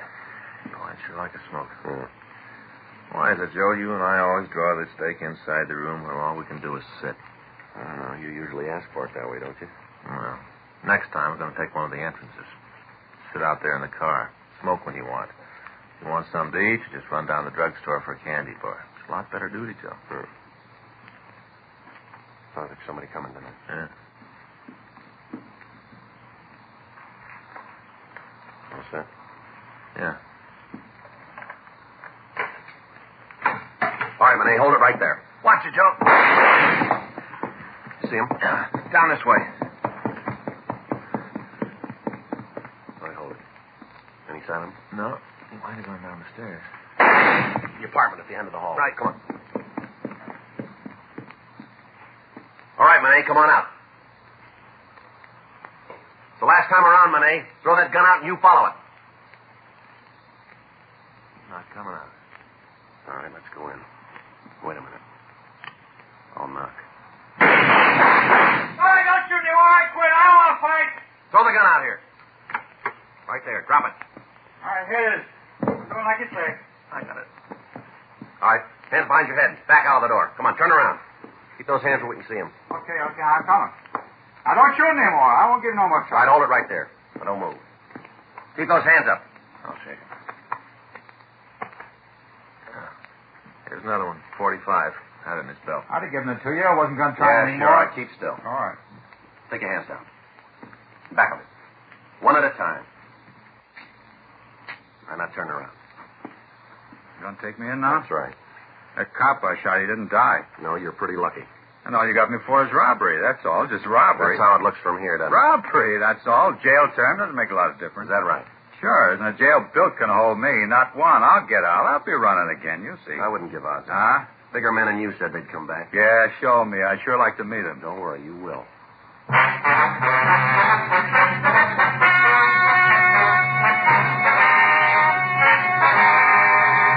Kenneth Nelson Lechner was returned to the state of Oklahoma for prosecution on a murder charge. A hold was placed against him by the state of California in the event he is paroled. Gail Claude Burton and Kirby Arno Monet were tried and convicted of robbery in the first degree, 6 counts. Violation of Section 4574 PC, bringing a firearm into a prison, violation of the machine gun law, and assault with intent to commit murder. Robbery in the first degree is punishable by imprisonment for a period of not less than 5 years. Violation of Section 4574 is punishable by imprisonment for a period of not less than 1 year in the state penitentiary. Violation of the machine gun law is punishable by a term in the state prison not to exceed 5 years and or a fine of $5,000. Assault with intent to commit murder is punishable by imprisonment for a period of not less than 1 nor more than 14 years in the state penitentiary. You have just heard Dragnet, the authentic story of your police force in action, and starring Jack Webb, a presentation of the United States Armed Forces Radio Service.